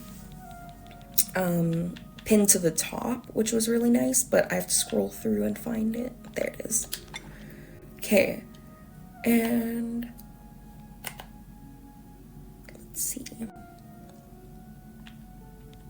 Yeah, so it looks like the way that novice retort works is I just have to have it in my inventory while I'm doing alchemy, which is totally good. You can see it at the top in that little circle. So you don't have to like equip it or anything. So looks like, or actually, you know what? I think possibly the reason that like it shows that the only thing I have that fortifies health is mutton is because if you look at the bottom right on the left screen, only one effect is known. So it's possible that a lot of these ingredients have the effect of like healing, but I just haven't discovered that yet. So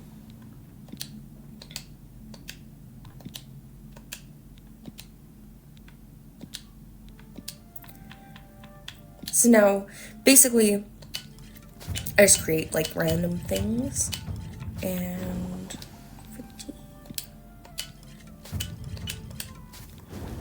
I wonder.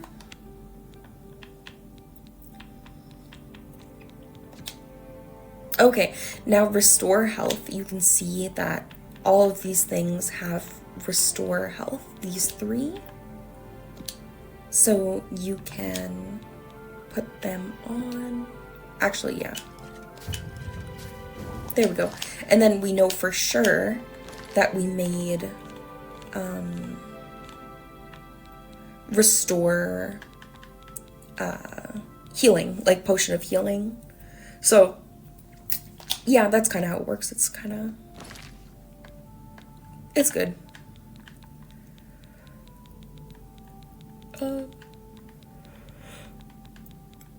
Oh my gosh, I'm tired.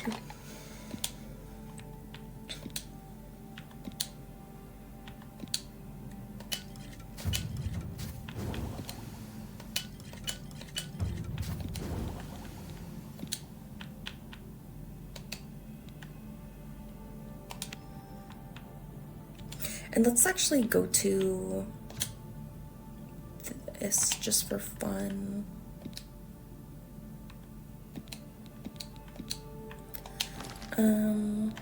Yeah, so it's annoying, like when you want to clear what you have, you kind of have to, you don't have to go out. I think that there's a way to do it, but it is like annoying. Let's see if I have any more for restore speed. Okay, we'll do that. There we go. And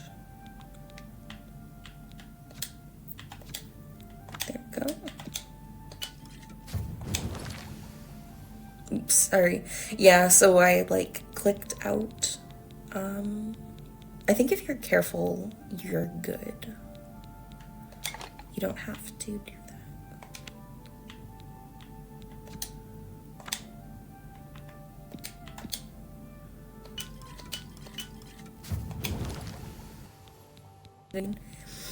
You have to press Y instead of B, and then I shouldn't have to do that all the time.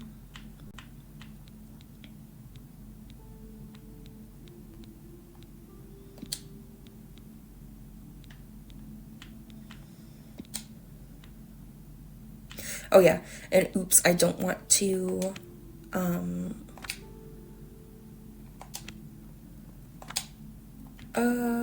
I don't want to use, Nern root, just because I want to save those for the quest that I'm on. Well, not the quest that we're on, but like the quest that we have, seeking your roots. You need like 1,000,000 Nern roots, so you don't want to really use those up.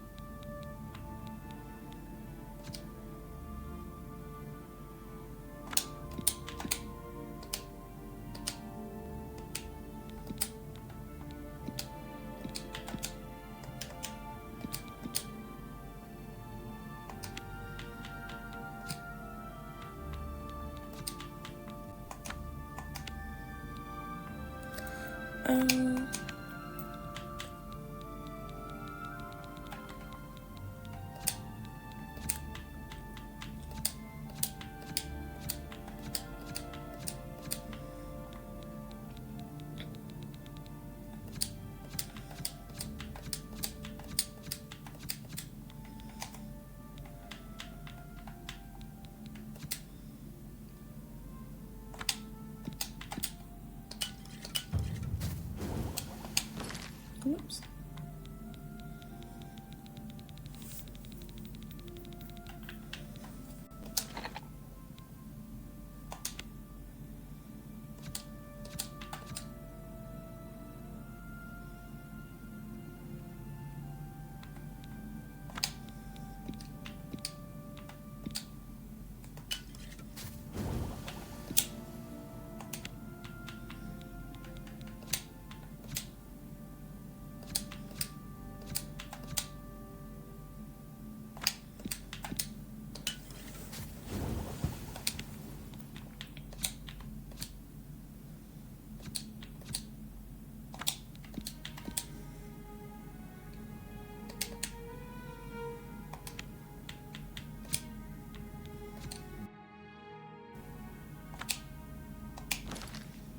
So there, I think that's pretty much it that we can make for potions.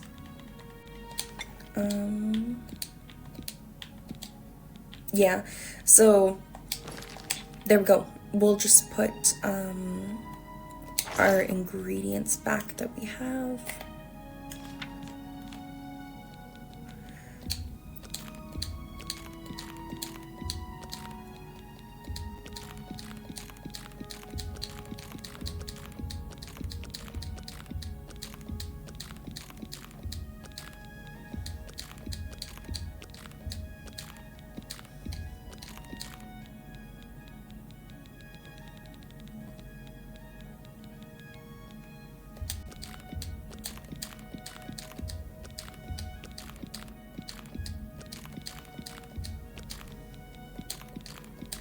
Go. And actually we'll put our novice retort back in this place too. We'll keep this on us because it's only like one weight, and I like to have the ability to make potions like if I need to randomly. So we'll go upstairs and sleep because we're ready to level. We got a bunch of skill ups from doing alchemy. Perfect. You have ascended to level 5. Everything you do is just a little bit easier, more instinctive, and more satisfying. It is as though you have suddenly developed keen senses and instincts. So, we're going to do 5 to strength, 5 to endurance, and yeah, we'll do 2 to willpower, same as we've been doing. Perfect. Okay.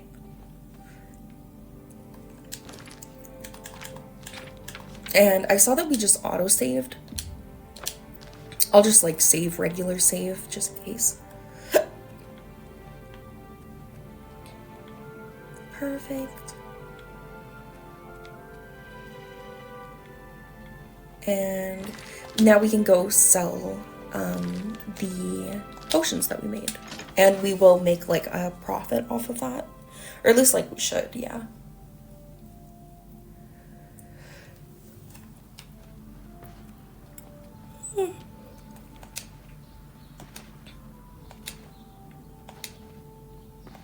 I'm pretty sure the Mages Guild had, yeah, I should be able to sell that to that lady. The lady who we bought ingredients from. I think it's this one. Hello, associate. Oh, you no. too. This guy. I'm Yeah, it's this guy. Let's do So business. now we can sell our potions that we made. And we can also try bartering like a tiny bit. I'll move it up a little bit. We have a good disposition with him, but Have a look at my wares. you never know. I'm sure there's something to So- suit you. Nice. And pretty much everything that A fine transaction. we're good to sell except the potion of cure disease and potion of healing. We want to keep those.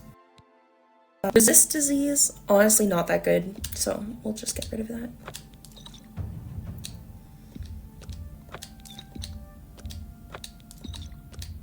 That's a... That's more than I'd usually pay. You've made a good bit of gold. You drive a hard bargain. There we go. Okay, perfect. So now we're done. And Can I interest you in some let's of see my what this wares? guy is selling actually. Now he has all of the things that we sold to him. So that's nice. If you sell something by accident, you can buy it back, but it doesn't last forever. You have to kind of do it within a day, I think, to buy things back. Let's ask him rumors. Everybody's talking about the Prophet. After the attack on the chapel, people are inclined to believe almost anything. You too. Cool. And actually, we are ready to level up again. That's another thing about the remaster. You level up a lot faster than in the original. And I definitely noticed that. Like, my first playthrough.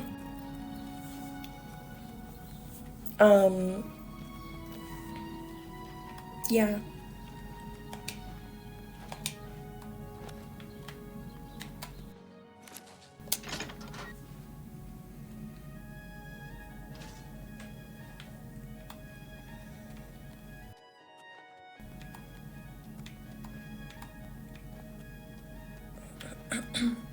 So we'll go to sleep. Okay, you have ascended to level 6. You sense yourself more aware, more open to new ideas. You've learned a lot about Cyrodiil. It's hard to believe how ignorant you were, but now you have so much more to learn. Yeah. Okay, so we're gonna do the same thing. And I think actually we're gonna move our intelligence up a little bit instead of willpower. That affects like our overall how much magic we have. Yeah, okay. Perfect. And I wonder, since I'm leveling up so fast, like, I don't know what like is the maximum level you can be. I'd assume 100. But I know in the original, I always played one character named Wolf, and he ended up around level 43, I think. And I played him for like a long time. So depending on like how fast you get your skill ups, I don't know if you keep leveling, but it doesn't really matter, honestly, but just curious. So now we've done some alchemy. Let's see. How long we're at? Okay, so we're at like 2 hours in. I think, what do I feel like doing?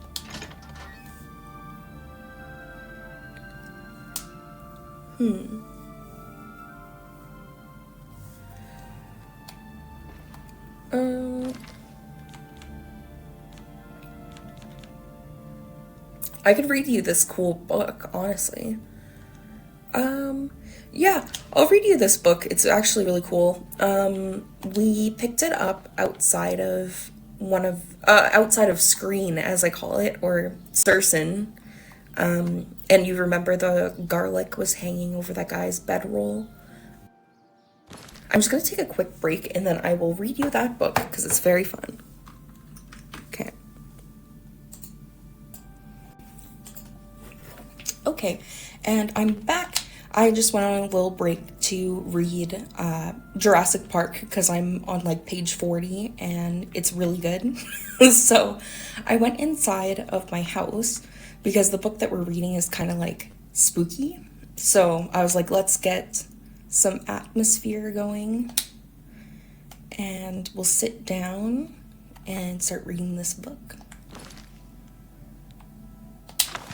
So yeah, again, this is the one that we found like outside of screen, and it gave us a level up. Okay, so Immortal Blood by Anonymous. The moons and stars were hidden from sight, making that particular quiet night especially dark. The town guard had to carry torches to make their rounds, but the man who came to call at my chapel carried no light with him. I came to learn that Movarth Pekin, could see in the dark almost as well as the light, an excellent talent considering his interests were exclusively nocturnal. One of my acolytes brought him to me, and from the look of him, I first thought he was in need of healing.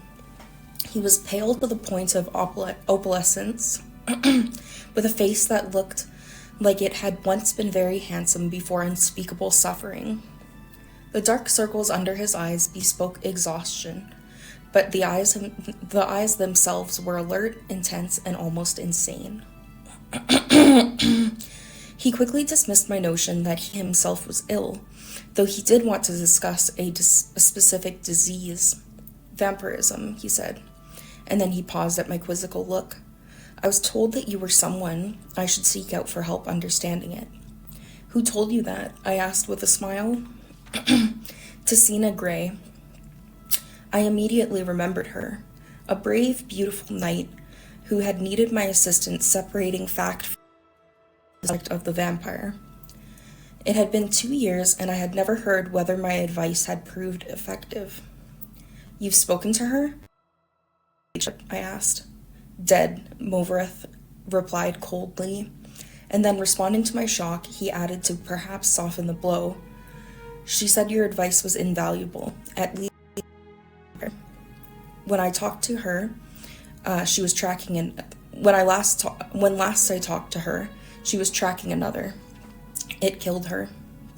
Then the advice I gave her was not enough, I sighed. Why do you think it would be enough for you? I was a teacher once myself years ago, he said. Not in a university, a trainer in the Fighters Guild. But I know that if a student doesn't ask the right questions, the teacher cannot be responsible for his failure. I intend to ask you the right questions. And that he did. For hours he asked questions, and I answered what I could, but he never volunteered about himself. He never smiled. He only studied me with those intense eyes of his, committing every word I said to memory. Finally, I turned the questioning around. You said you were a trainer at the Fighters Guild? Are you on an assignment from them? No, he said curtly. And finally, I could detect some weariness in those feverish eyes of his. I would like to continue this tomorrow night if I could. I need to get some sleep to absorb this. You sleep during the day, I smiled. To my surprise, he returned the smile, though it was more of a grimace. When tracking their habits. The next day, he did return with more questions, these ones very specific.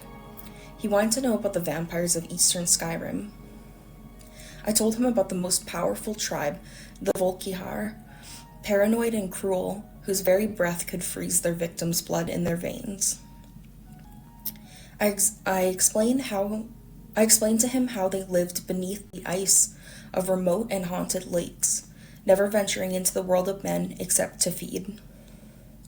Movarth Pekin listened carefully and asked more questions into the night until at last he was ready to leave. I will not see you for a few days, he said, but I will return and tell you how helpful your information has been. True to his word, the man returned to my chapel shortly after midnight 4 days later. There was a fresh scar on his cheek, but he was smiling that grim but satisfied smile of his. Your advice helped me very much, he said, but you should know that the Volkar have an additional ability you didn't mention. They can reach through the ice of their lakes without breaking it. It was quite a bad surprise, being grabbed from below without any warning. How remarkable, I said with a laugh, and terrifying. You're lucky you survived. I don't believe in luck. I believe in knowledge and training. Your information helped me, and my skill at melee combat sealed the bloodsucker's fate. I've never believed in weaponry of any kind. Too many unknowns. Even the best swordsmith has created a flawed blade. And you know what your body is capable of. I know I can land 1,000 blows without losing my balance, provided I get the first strike. The first strike, I murmured. So you must never be surprised. That is why I came to you, said Movarth. You know more than anyone alive about these monsters, in all their cursed varieties across the land. Now, you must tell me of the vampires in northern Valenwood. I did as he asked, and once again his questions taxed my knowledge. There were many tribes to cover. The Bonsamu, who were indistinguishable from Bosmer, except when seen by candlelight. The Kirillith, who could disintegrate into mist. The Yekif, who swallowed men whole. The dreaded Telboth, who preyed on children, eventually taking their place in the family, waiting patiently for years before murdering them, all in their unnatural hunger. Once again, he bade me farewell, promising to return in a few weeks, and once again he returned as he said, just after midnight. This time, Movarth had no fresh scars, but he again had new information. You were wrong about the Kirillith being able to vaporize when pushed underwater, he said, patting my shoulder fondly. Fortunately, they cannot travel far in their mist form, and I was able to track. It must have surprised it fearfully. Your field of knowledge is becoming impressive, I said. I should have had an acolyte like you decades ago. Now tell me, he said, of the vampires of Cyrodiil. I told him what I could. There was but one tribe in Cyrodiil, a powerful clan who had ousted all the other competitors, much like the Imperials themselves had done. Their true name was unknown, lost in history, but they were experts of concealment. If they kept themselves well fed, they were indistinguishable from living persons. They were cultivated, more civilized than the vampires of the provinces, preferring to feed on victims while they were asleep, unaware. They will be difficult to surprise, Movarth frowned, but I will seek one out and tell you what I learn. And then you will tell me of the vampires of High Rock and Hammerfell and Elsewhere and Blackmarsh and Morrowind and the Somerset Isles. I nodded, knowing then this was a man on an eternal quest. He wouldn't be satisfied with how things were. He needed to know it all. He did not return for a month, and on the night he did, I could see his frustration and despair, though there were no lights burning in my chapel. I failed, he said, as I lit a candle. You were right. I could not find a single one. I brought the light up to my face and smiled. He was surprised, even stunned by the pallor of my flesh. The dark hunger in my ageless eyes, and the teeth. Oh yes, I think the teeth definitely surprised the man who could not afford to be surprised. I haven't fed in 72 hours, I explained, as I fell on him. He did not land the first blow or the last. Pretty awesome. So, yeah, that's one of the unique books in the game, and I thought that it was really cool. Most books in Oblivion, honestly, are kind of boring, so I don't, read a lot of them.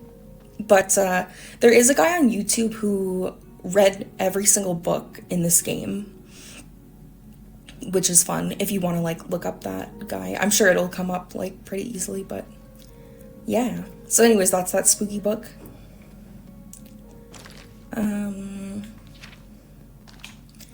Now, what do I want to do? Let's go to the arena and we'll do another battle, a match.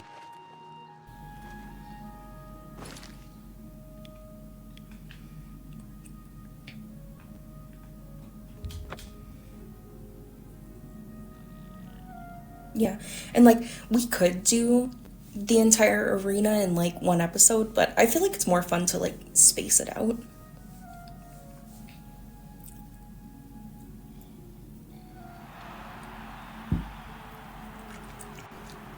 There we go.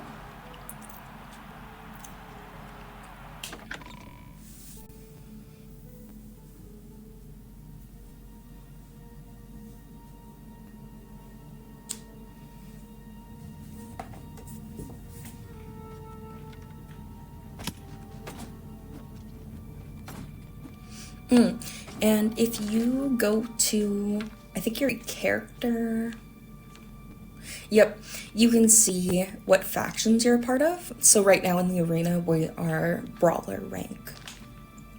And actually, if you talk to this woman who's a big jerk, she'll like say something different every single time you level up in the faction. Well. Still alive, are we? Amazing. I never thought you'd make it past the first combatant. Just make sure you remember your place, Brawler. And the really nice guy, it's possible that he says something different. Good to see you, Brawler. Yeah. Your training's going well, I hope? Yeah. So I think these two are the only ones who have something different to say. May your blade and always strike true. And first. the Great Hey, Prince is old always friend. nice. Good to see you again. I hope the arena has been as good to you as it's been to me. What brings you back to the Imperial City? And we can ask about killing him. I'm the reigning Grand Champion of the arena, you see. Once you become a champion, you'll need to challenge me for my title. It's a fight to the death. So if you progress that far and want a shot at the Grand Championship, you'll have to try and kill me. Yeah. May your blade always strike true. I'm a busy man. What is it? You know what Brawler rank is worth around here? Nothing. Face it, kid. You're still a maggot. You need to keep fighting if you want to be somebody. Oops. And I just realized that my speaker was up a little bit, so hopefully it wasn't interfering too much. You might be ready, but the arena ain't. Matches take place between 9 a.m. and 9 p.m. Come back later, moron. There we go. Get a move So on. we have to wait. I'm not sure if I can level up. Stop talking, old...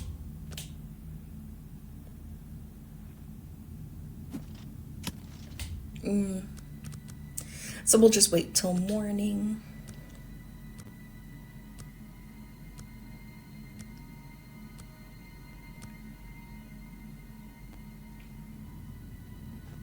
I think he said 8 a.m. He might have said 9 a.m.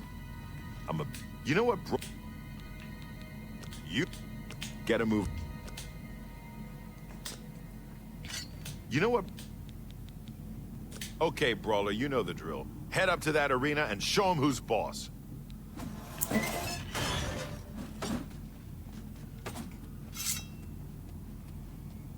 And actually, we've used a two-handed weapon yet. So I'll just show you what that's like, just for fun.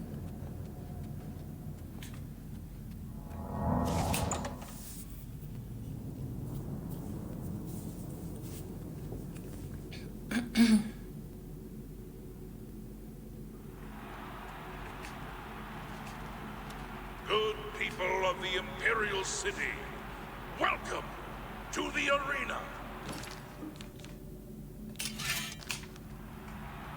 This match is a battle of the brawlers. Let your voices be heard as these brave warriors fight for glory. Combatants, begin!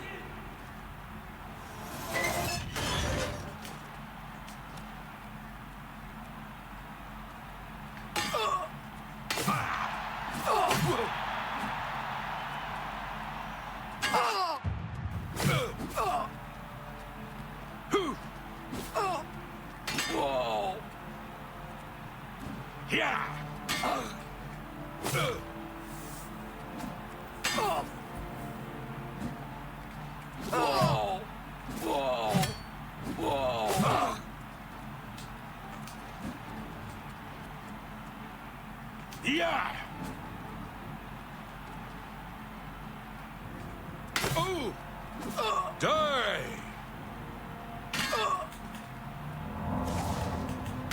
Die, blue team coward!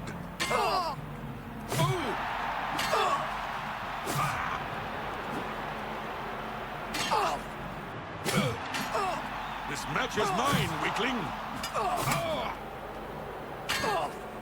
Good people, we have a winner! All hail the combatant from the blue team! Victor from the blue team, leave the arena now and rest. You earned it. So I don't think that you've seen those helmets yet. I'm pretty sure those are elven helmets. And since we just turned level 5, I guess they're in the game. No.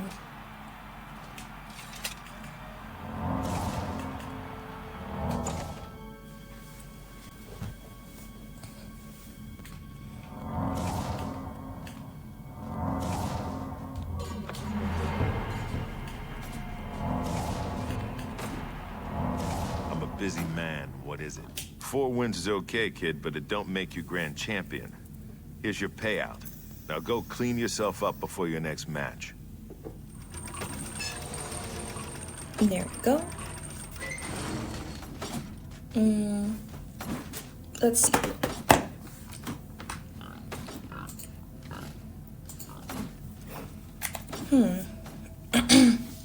Maybe, I think I just want to do one game, like one match, and then we'll head on out. And I think I want to go talk to people and just like see if I can get some more quests.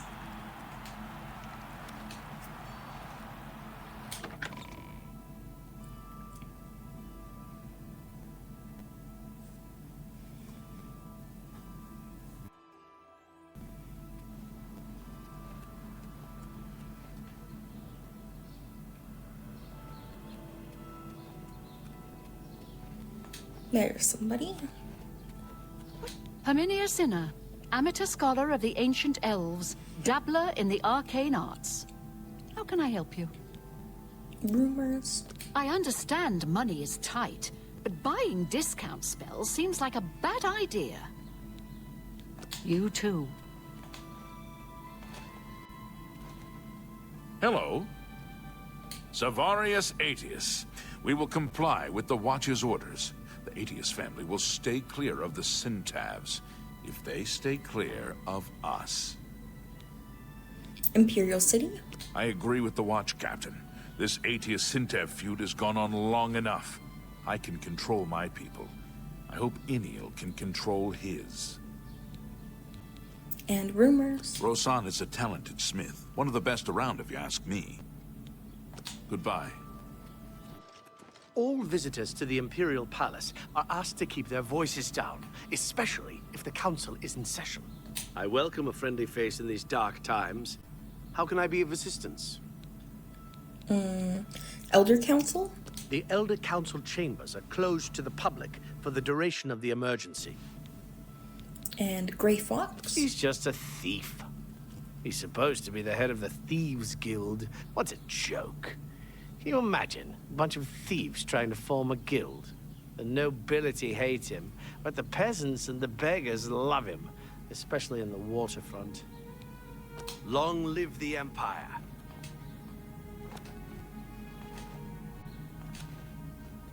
Can I ask you a favor? Hey, stranger, can you spare a few coins? I've just been shaken down by that bastard watchman and he took my last scepter.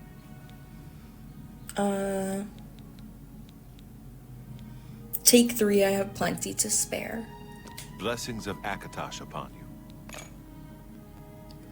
you. Imperial City? You're very curious. Perhaps too curious for your own good.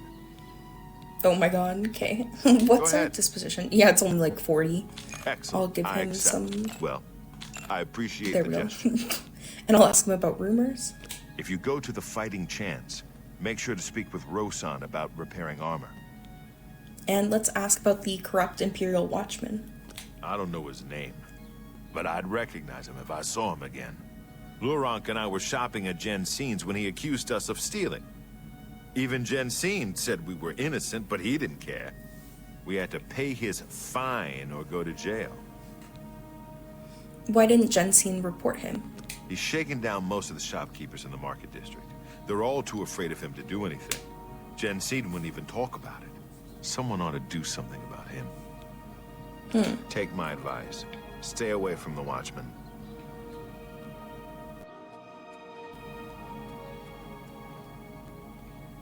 Yeah, so that didn't give us a quest, but I actually know that there is a quest associated with it.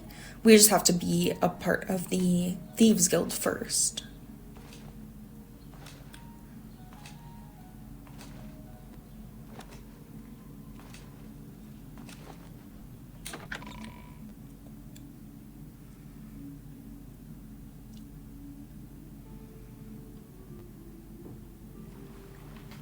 Who will help an old beggar? Spare a coin. Everybody needs a copy of the Black Horse Courier. Have a copy of the Black Horse Courier. It's the only way to get the real news. Feature story on the Grey Fox. Okay, so he just gave us a newspaper article called Grey Fox, Man or Myth. And it's from the Black Horse Courier. Is a so-called Thieves Guild mastermind... Oh my god, sorry. Is the so-called Thieves Guild masterminding all the thefts in the Imperial City? Captain Harmonious Lex of the Imperial Watch seems to think so. When asked about the Thieves Guild and its mythical leader, the Grey Fox, the captain was quite emphatic. This one man is responsible for all the crime in the city. The energetic Captain Lex has therefore devoted himself to apprehending this masked menace. When questioned on the subject, Adamus Philidia, Legion Commander, and Captain Lex's immediate superior had the following response. Ridiculous. The Grey Fox is just a fairy tale. There is no such thing as the Thieves Guild, and there never has been. Stories of an unstoppable thief called the Grey Fox have been circulating around the Imperial City for centuries. These stories claim he can turn invisible at will, shrink himself down to the size of a mouse, turn to mist, and seep under locked doors, and perform any number of other truly unbelievable feats. If even half of these stories are true, Captain Lex will have his hands full capturing the Grey Fox. Interesting, interesting. Me children will thank you for your help. And let's ask one of the beggars about the Grey Fox. He's a fairy tale. The Imperial Watch pretends there is a thief king named the Grey Fox who controls all the thieves in Cyrodiil. Of course, it's all just made up to give them an excuse to keep us down. I love the guard in the background. Here, let's give him a coin. Thank you, kind lady. There we go. Blessings of Archay upon ye. Can I help you, citizen? Imperial City? A short stay in our lovely Imperial prison should cool your enthusiasm for a life of crime. The drunk tank, in particular, has a unique aroma. Oh my god. And rumors? Truth is, the Legion doesn't know who was behind the Emperor's murder. We've already ruled out the Dark Brotherhood. So is this something worse? Long live the Empire!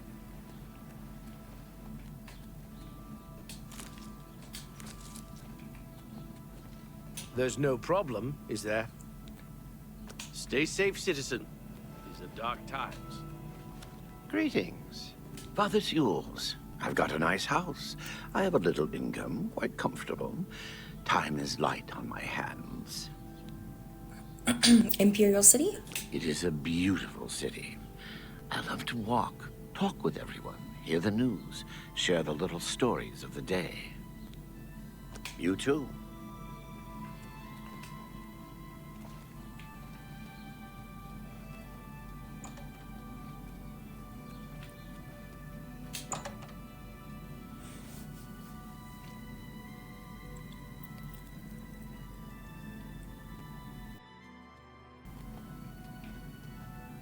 Luther Broad's boarding house. I'm Luther. You want beds or food? See me. I don't trust you enough to talk about that. Yes? Well, what a thoughtful... If you've got... Okay. Imperial City? Daedric shrines nearby. I know of 2. North of the city, south of Bruma, east of the Silver Road is a Mephala shrine. East of the city, at the head of the Red River, is a shrine to Vermina. 2 map markers for Daedric shrines. I shopped at Three Brothers a couple of days ago. Not sure which one I talked to, though. Bye.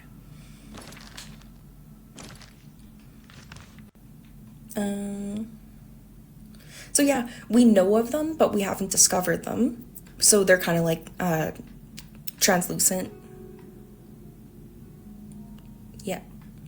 But now if we want to go and head to one, we can. Which honestly, let's do it just for fun. There are requirements for doing like shrine missions or Daedric shrine quests.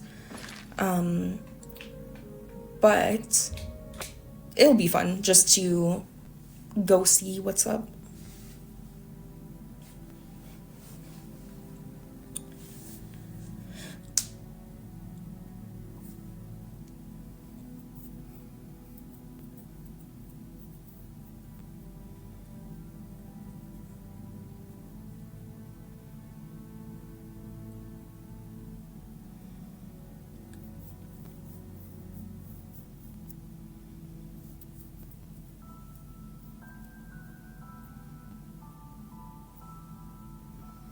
Oh yeah, I haven't shown you Eye of Fear yet.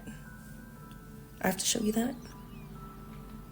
Okay, so now we're at screen, and the shrine is just this way.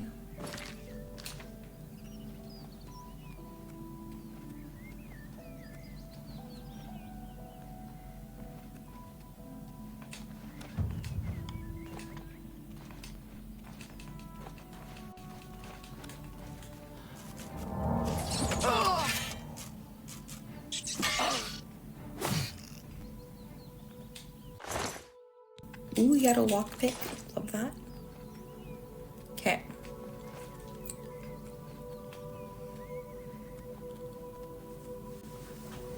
Yeah, it's funny. Sometimes they just have like random things, like the mud crab that had a spoon. It doesn't make any sense, but it's funny.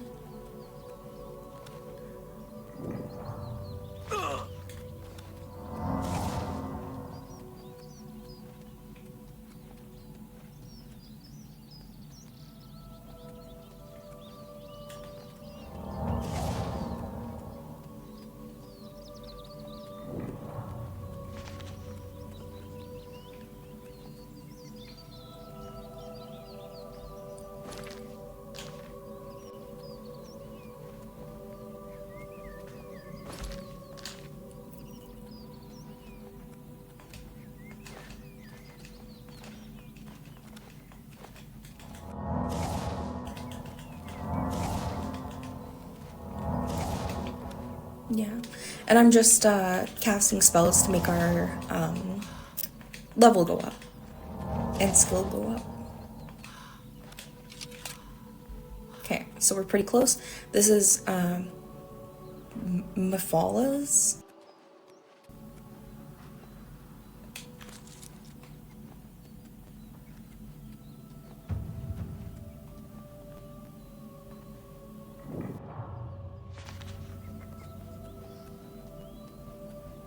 So this is what it looks like.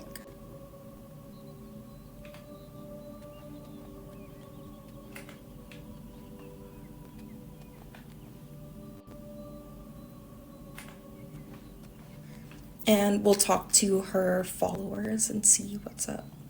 I am only a supplicant. Speak to the dark elf wearing the robes.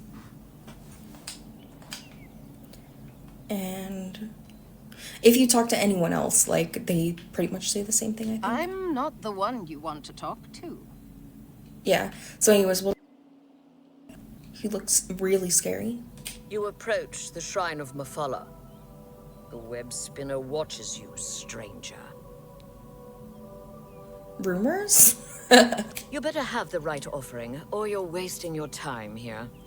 Okay, and let's ask about the Shrine of Mephala. Mephala tugs the strings of mortals for her pleasure. Are you sure you desire audience with the web spinner? I desire an audience. Leave Mephala an offering of nightshade at the shrine between midnight and dawn, and the web spinner may grant you an audience. Ooh, Farewell. I think we actually do have nightshade.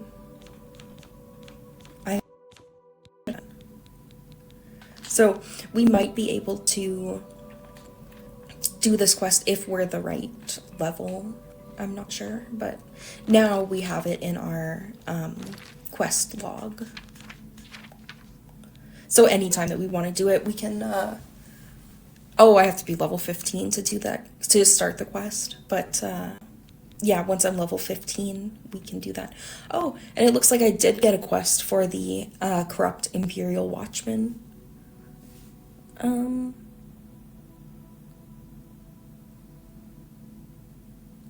So you can go talk to Jensine at Jensine's Goods for that quest. Actually,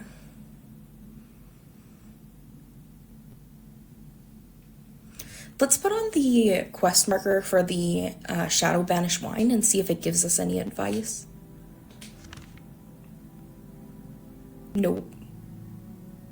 It just says, like, keep an eye out.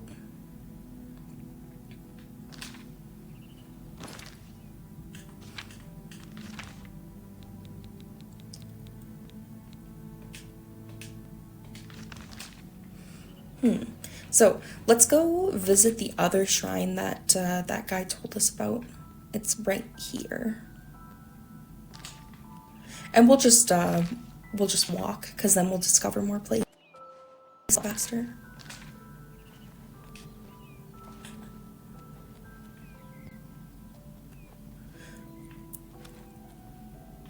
Yeah, and taking fall damage increases your I think acrobatics too, so it's not all bad.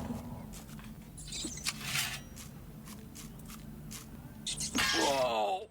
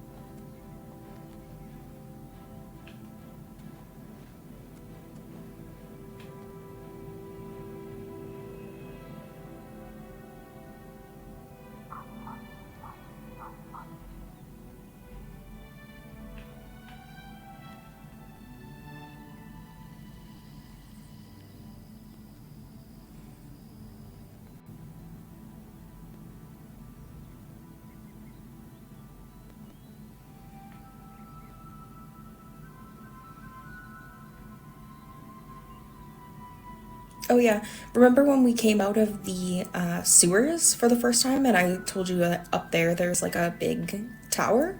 That's it. I'm pretty sure if you want we can go up there just for fun. Yeah, let's do that, why not? Or actually no, let's save it. Or should we? I don't know. We'll go to the other shrine instead. But we will go up there eventually.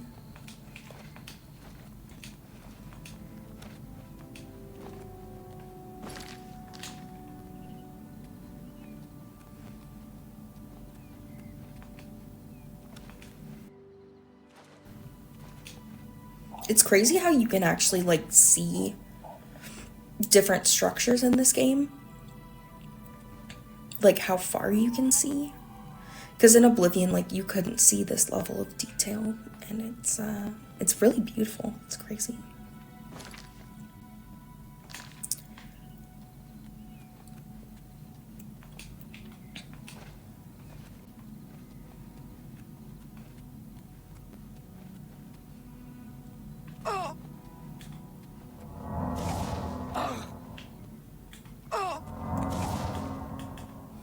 Oh yeah, I should also probably save, just in case.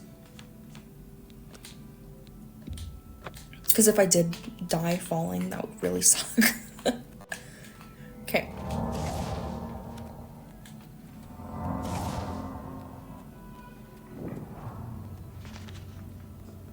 Harm's Folly, that's a scary name. Okay.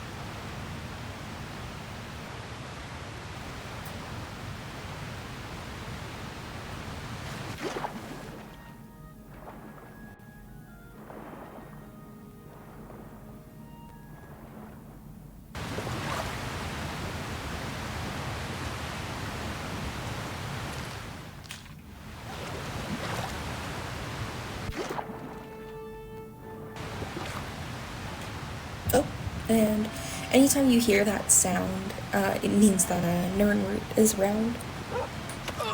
Ooh.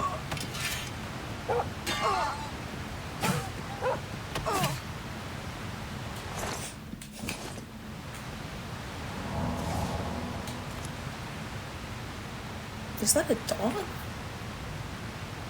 Is it swimming towards me?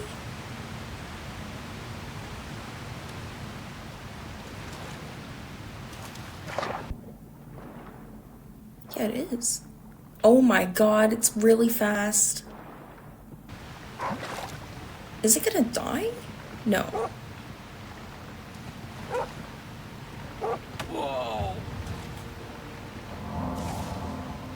Bro. I had no idea that it would go. It's a sea monster. What's happening here? Oh my god.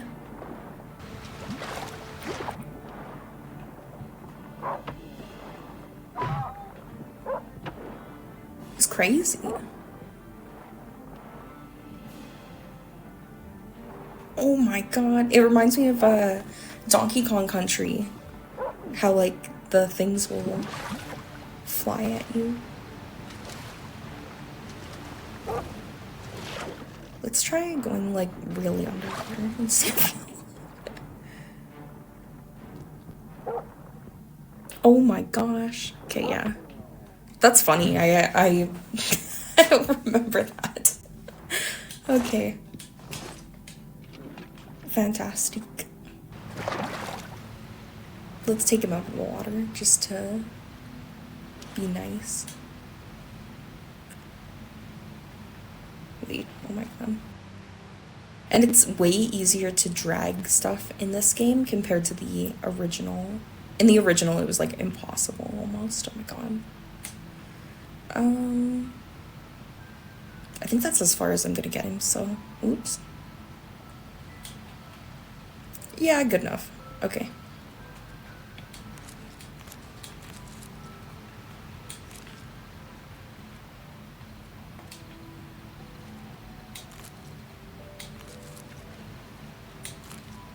Okay, anyways, yeah, let's keep going.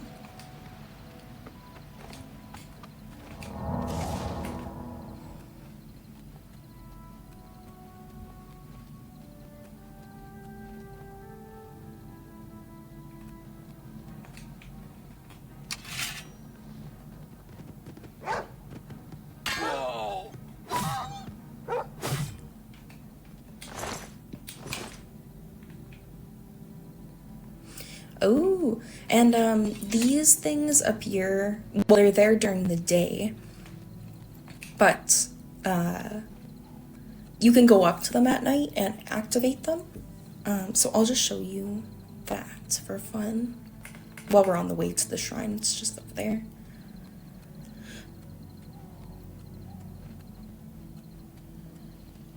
Yeah, so look at how cool this thing is.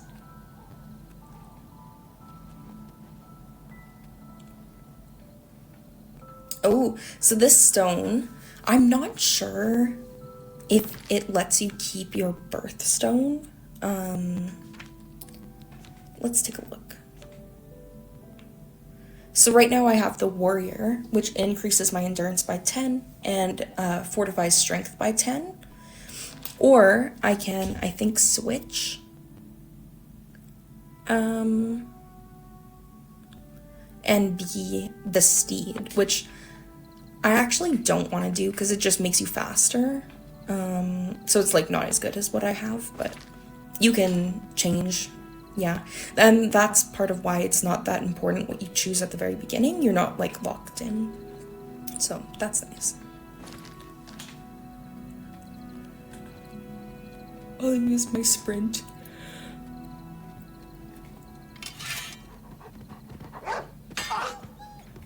And it's funny, there's mods where you can have animals be friendly and like not attack. And I kind of like that because like dogs, for example, they're like different from wolves in this game. It would be nice if you could like let the dog live instead of them just instantly attacking you. But I mean, hey, whatever.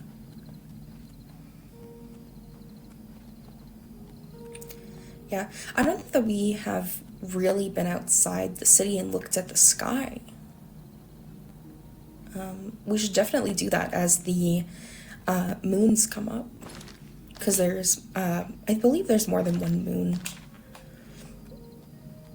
There's definitely like a big red moon planet thing.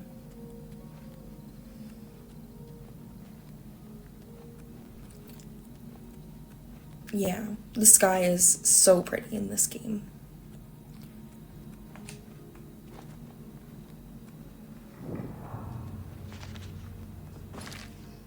Yep. And that kind of like, you know what's funny? Now that I look at it, I can tell that it's a woman like with her sleeve lifted. But looking at the marker of what it's supposed to look like I always saw like a teapot. So that's kind of funny. I still do.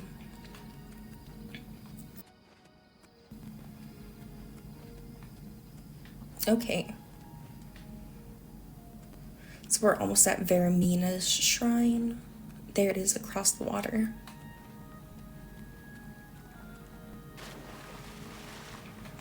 And there's no fishing in this game, which kind of sucks. I wish that there was, but what can you do? Actually, weird. I never thought about it, but yeah, there's no fish, like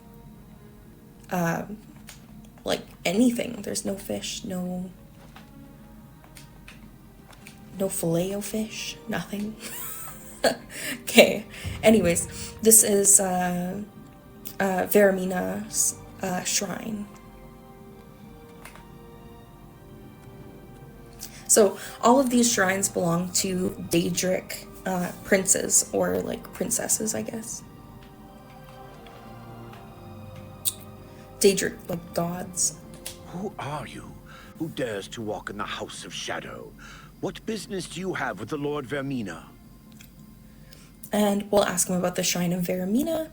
Here we worship Vermina, praying for her to grant us true visions. What is your business here? I wish to speak with Veramina. To speak with Vermina, you must offer a black soul gem to the Daedra Lord. Oh yeah, so that one is really hard. Getting a black soul gem is not the easiest thing in the world. They exist in the game. But I think this must be one of the quests that honestly sometimes, or I might have like never done for that reason. Anything where you had a requirement to start the thing, I didn't really do. So that will be fun to try out and see what it is. I probably watched like a playthrough of somebody else doing it, but I don't think I've done it myself actually. So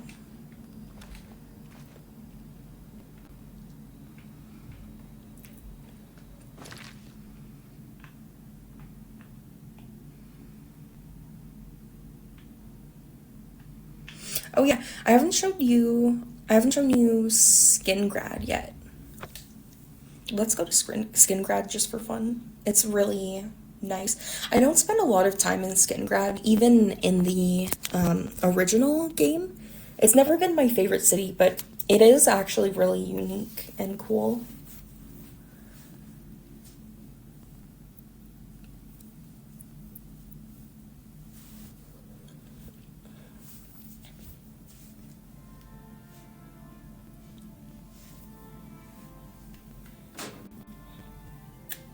And fun fact, when they were making Oblivion, there was going to be, I think, a city in between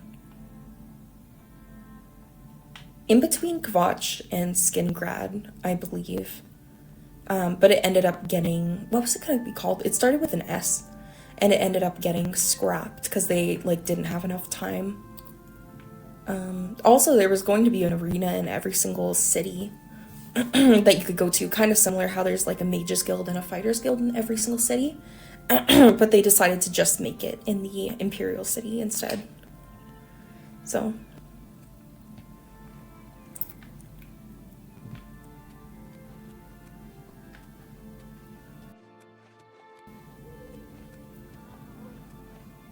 actually, there's a way cooler way to get into the city. Yeah, I think I have to go around here. And it's actually, I think that you can get in this way. Yeah, you must be able to. Yeah, there it is. Okay. I think. Okay, no spoilers. We won't look over there. Oh, and there's another wave shrine thing. We'll just go activate it. And then I'll show you what it actually does. We've prayed at the Julianos one, and now we're praying at the Way Shrine of Arche.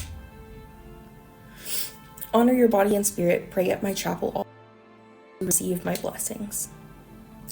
There we go. So, it does give you a little bonus. Let's see what it is.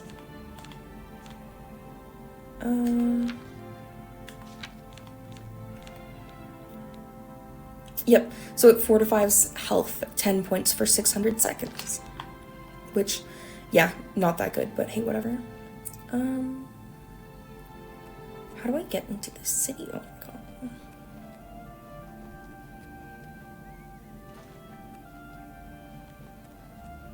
Oh yeah, there's another little thing.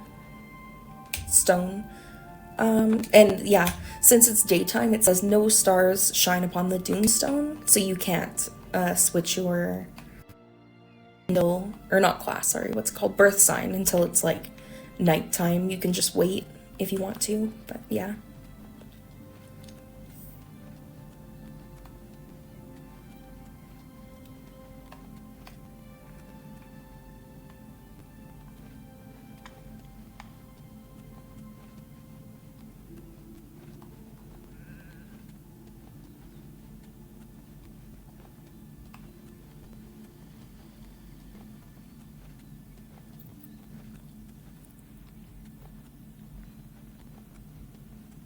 Okay, well, I haven't, well, oh my gosh, can I get up there?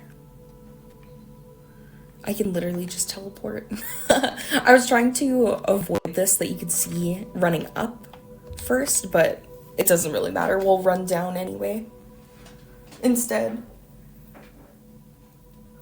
It's really pretty.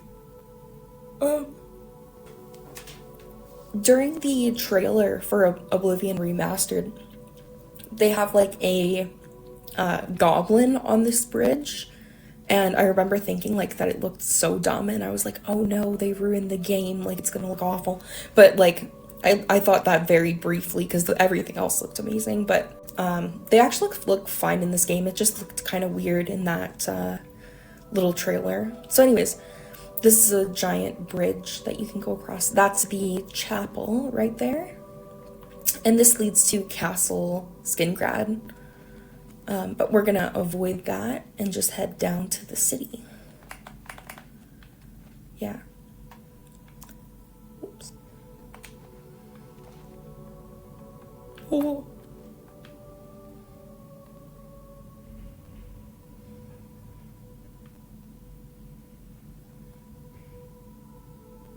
Okay.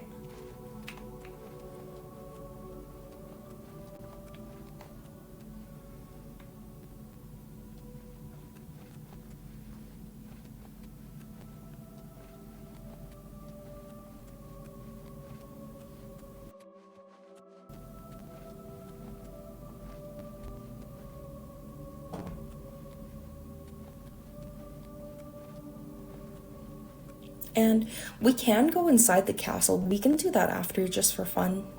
But I can show you what it looks like.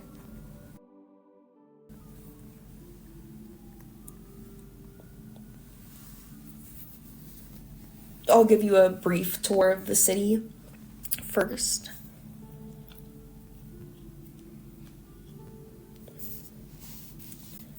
Yeah, and I don't really know my way around that well, but I mean, I've been in Skingrad like a million times because I've played this game, well, the original for like 20 years, but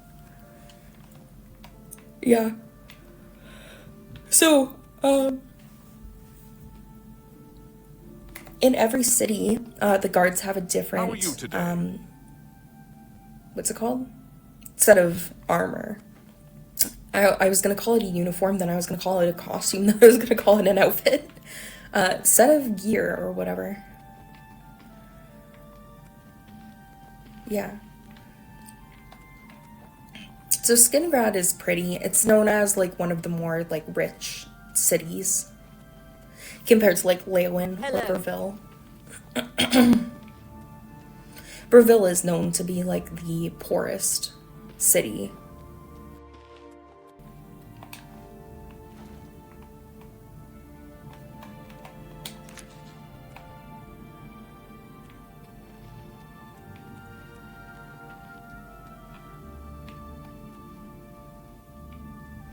Here's the Mages Guild. Greetings. Go ahead, please. Rumors? Battlehorn Castle, near Coral, is besieged by marauders. I wish I could go and save them. So Battlehorn Castle is another player home that you can have. And he just added a map marker. Which is interesting. I actually did not get the quest yet. But I have a feeling that I'm going to run into somebody who will tell me about it soon. I can't remember where it is. It should be on my map now. There it is. Okay, it's by Coral. So we can do that like at any time if we want to.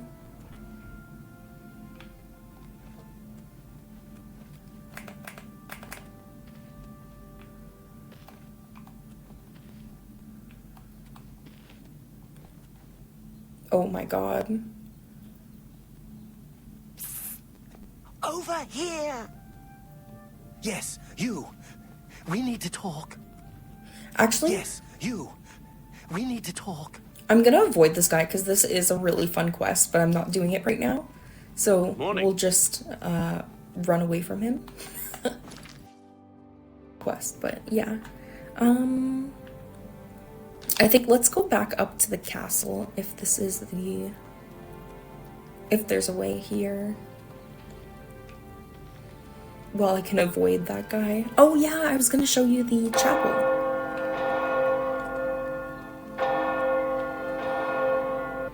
Okay. Have pity, beautiful lady. So let's head inside. So this is the chapel of Julianos.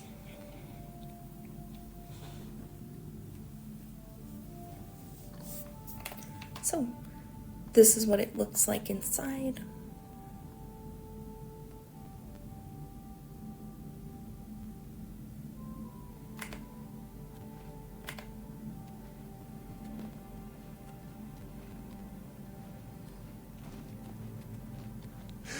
We can't talk here. Oh god, I didn't Too mean to swear. public. Meet me behind the great chapel at midnight. Don't let anyone follow you. I'll make it worth your while. Oh. Yeah, so that's the guy who was following me, and then if I try to talk to him again... You fool! You'll ruin everything. We can't be seen talking together. No. I don't know the way to the Imperial City. You'll have to ask someone else. The voice actor did such a good job. So anyways, he did just follow me. He was the guy who was like, psst, come over here. As soon as he sees you in the city, he like goes up to you and follows you. Look at my foot.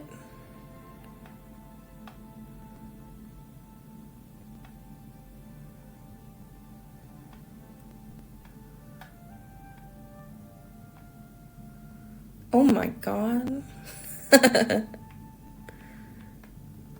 Okay. So anyways, you can always pray at the altar of the 9. If you haven't like been a bad person or like done, I think if you have a bounty on you, you can't pray at the chapel. So rejoice through faith, your afflictions are banished. There we go. So if I had any diseases, they would have just been gotten rid of for me. Then we'll go around and look at these. So basically the 9 divine are 9, I'll just go away so that you can hear me. 9 different gods that that are prayed to in, I think, Tamriel. So we have been to Julianos' little shrine and Arceus' shrine, and I think that's it. So if we go to pray at the altar of Akatosh, it will tell us that we can't. Make a pilgrimage to the way shrine of Akatosh and henceforth receive a blessing at Akatosh's holy altars. But we've been to Julianos's, so I can get a blessing. Your weight is true in the scales of Julianos. There we go. And I can also go to Arcade, because we've been there, to his altar, or to his way shrine. And Unstained Spirit pleases Arcade. There we go. And let's see, just out of curiosity, what we get. Yeah, so both of them... Oh, okay, so Arcade I get, like, fortified health. Julianos is fortified intelligence. So that's pretty chill. Again, it doesn't really matter. It's just kind of fun to get them all. My favorite god, my favorite one of the 9 divine is Mara. She's always been my favorite. I'm not sure why, but I like her. I believe that she's the goddess or whatever of Anvil too, which I really love Anvil, so. I understand Daedra worship has become increasingly prevalent in the Somerset Isle. It seems Somerset Isle has become a much more dangerous place. Farewell. Blessings of the 9. My name is Tumendil. I'm the chapel priest. I'm sure you can find your way around the chapel by yourself. Let's ask him about Skingrad. The Chapel of Julianos is always open for worship and contemplation. Perhaps you should speak to Marie Palliel, our healer and restoration trainer. So actually that is pretty good. We should go talk to her. I don't know where she is. Also, each chapel has an undercroft where they put, like, you know, deceased bodies and have little shrines to people who have died, and, like, they're there with their families and stuff. And it's pretty creepy, honestly. Who's this guy? Hi there. Excuse me, I'm on duty. Skingrad. I'm captain of the Castle Guard, and Dion is captain of the Town Guard. It's simple. I don't care what goes on in town. That's Dion's problem. Good day. So, was there anything else that I was going to show you specifically that I'm trying to think about? We went to the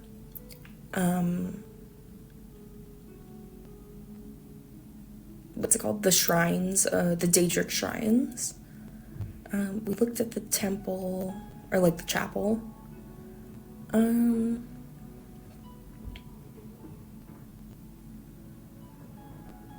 I think that's pretty much it that I really wanted to do this episode. So, I think maybe this might be the end of this episode. Yeah. Oh yeah, we can see if we can repair any of our stuff. This we can't repair because it's magical. There we go. And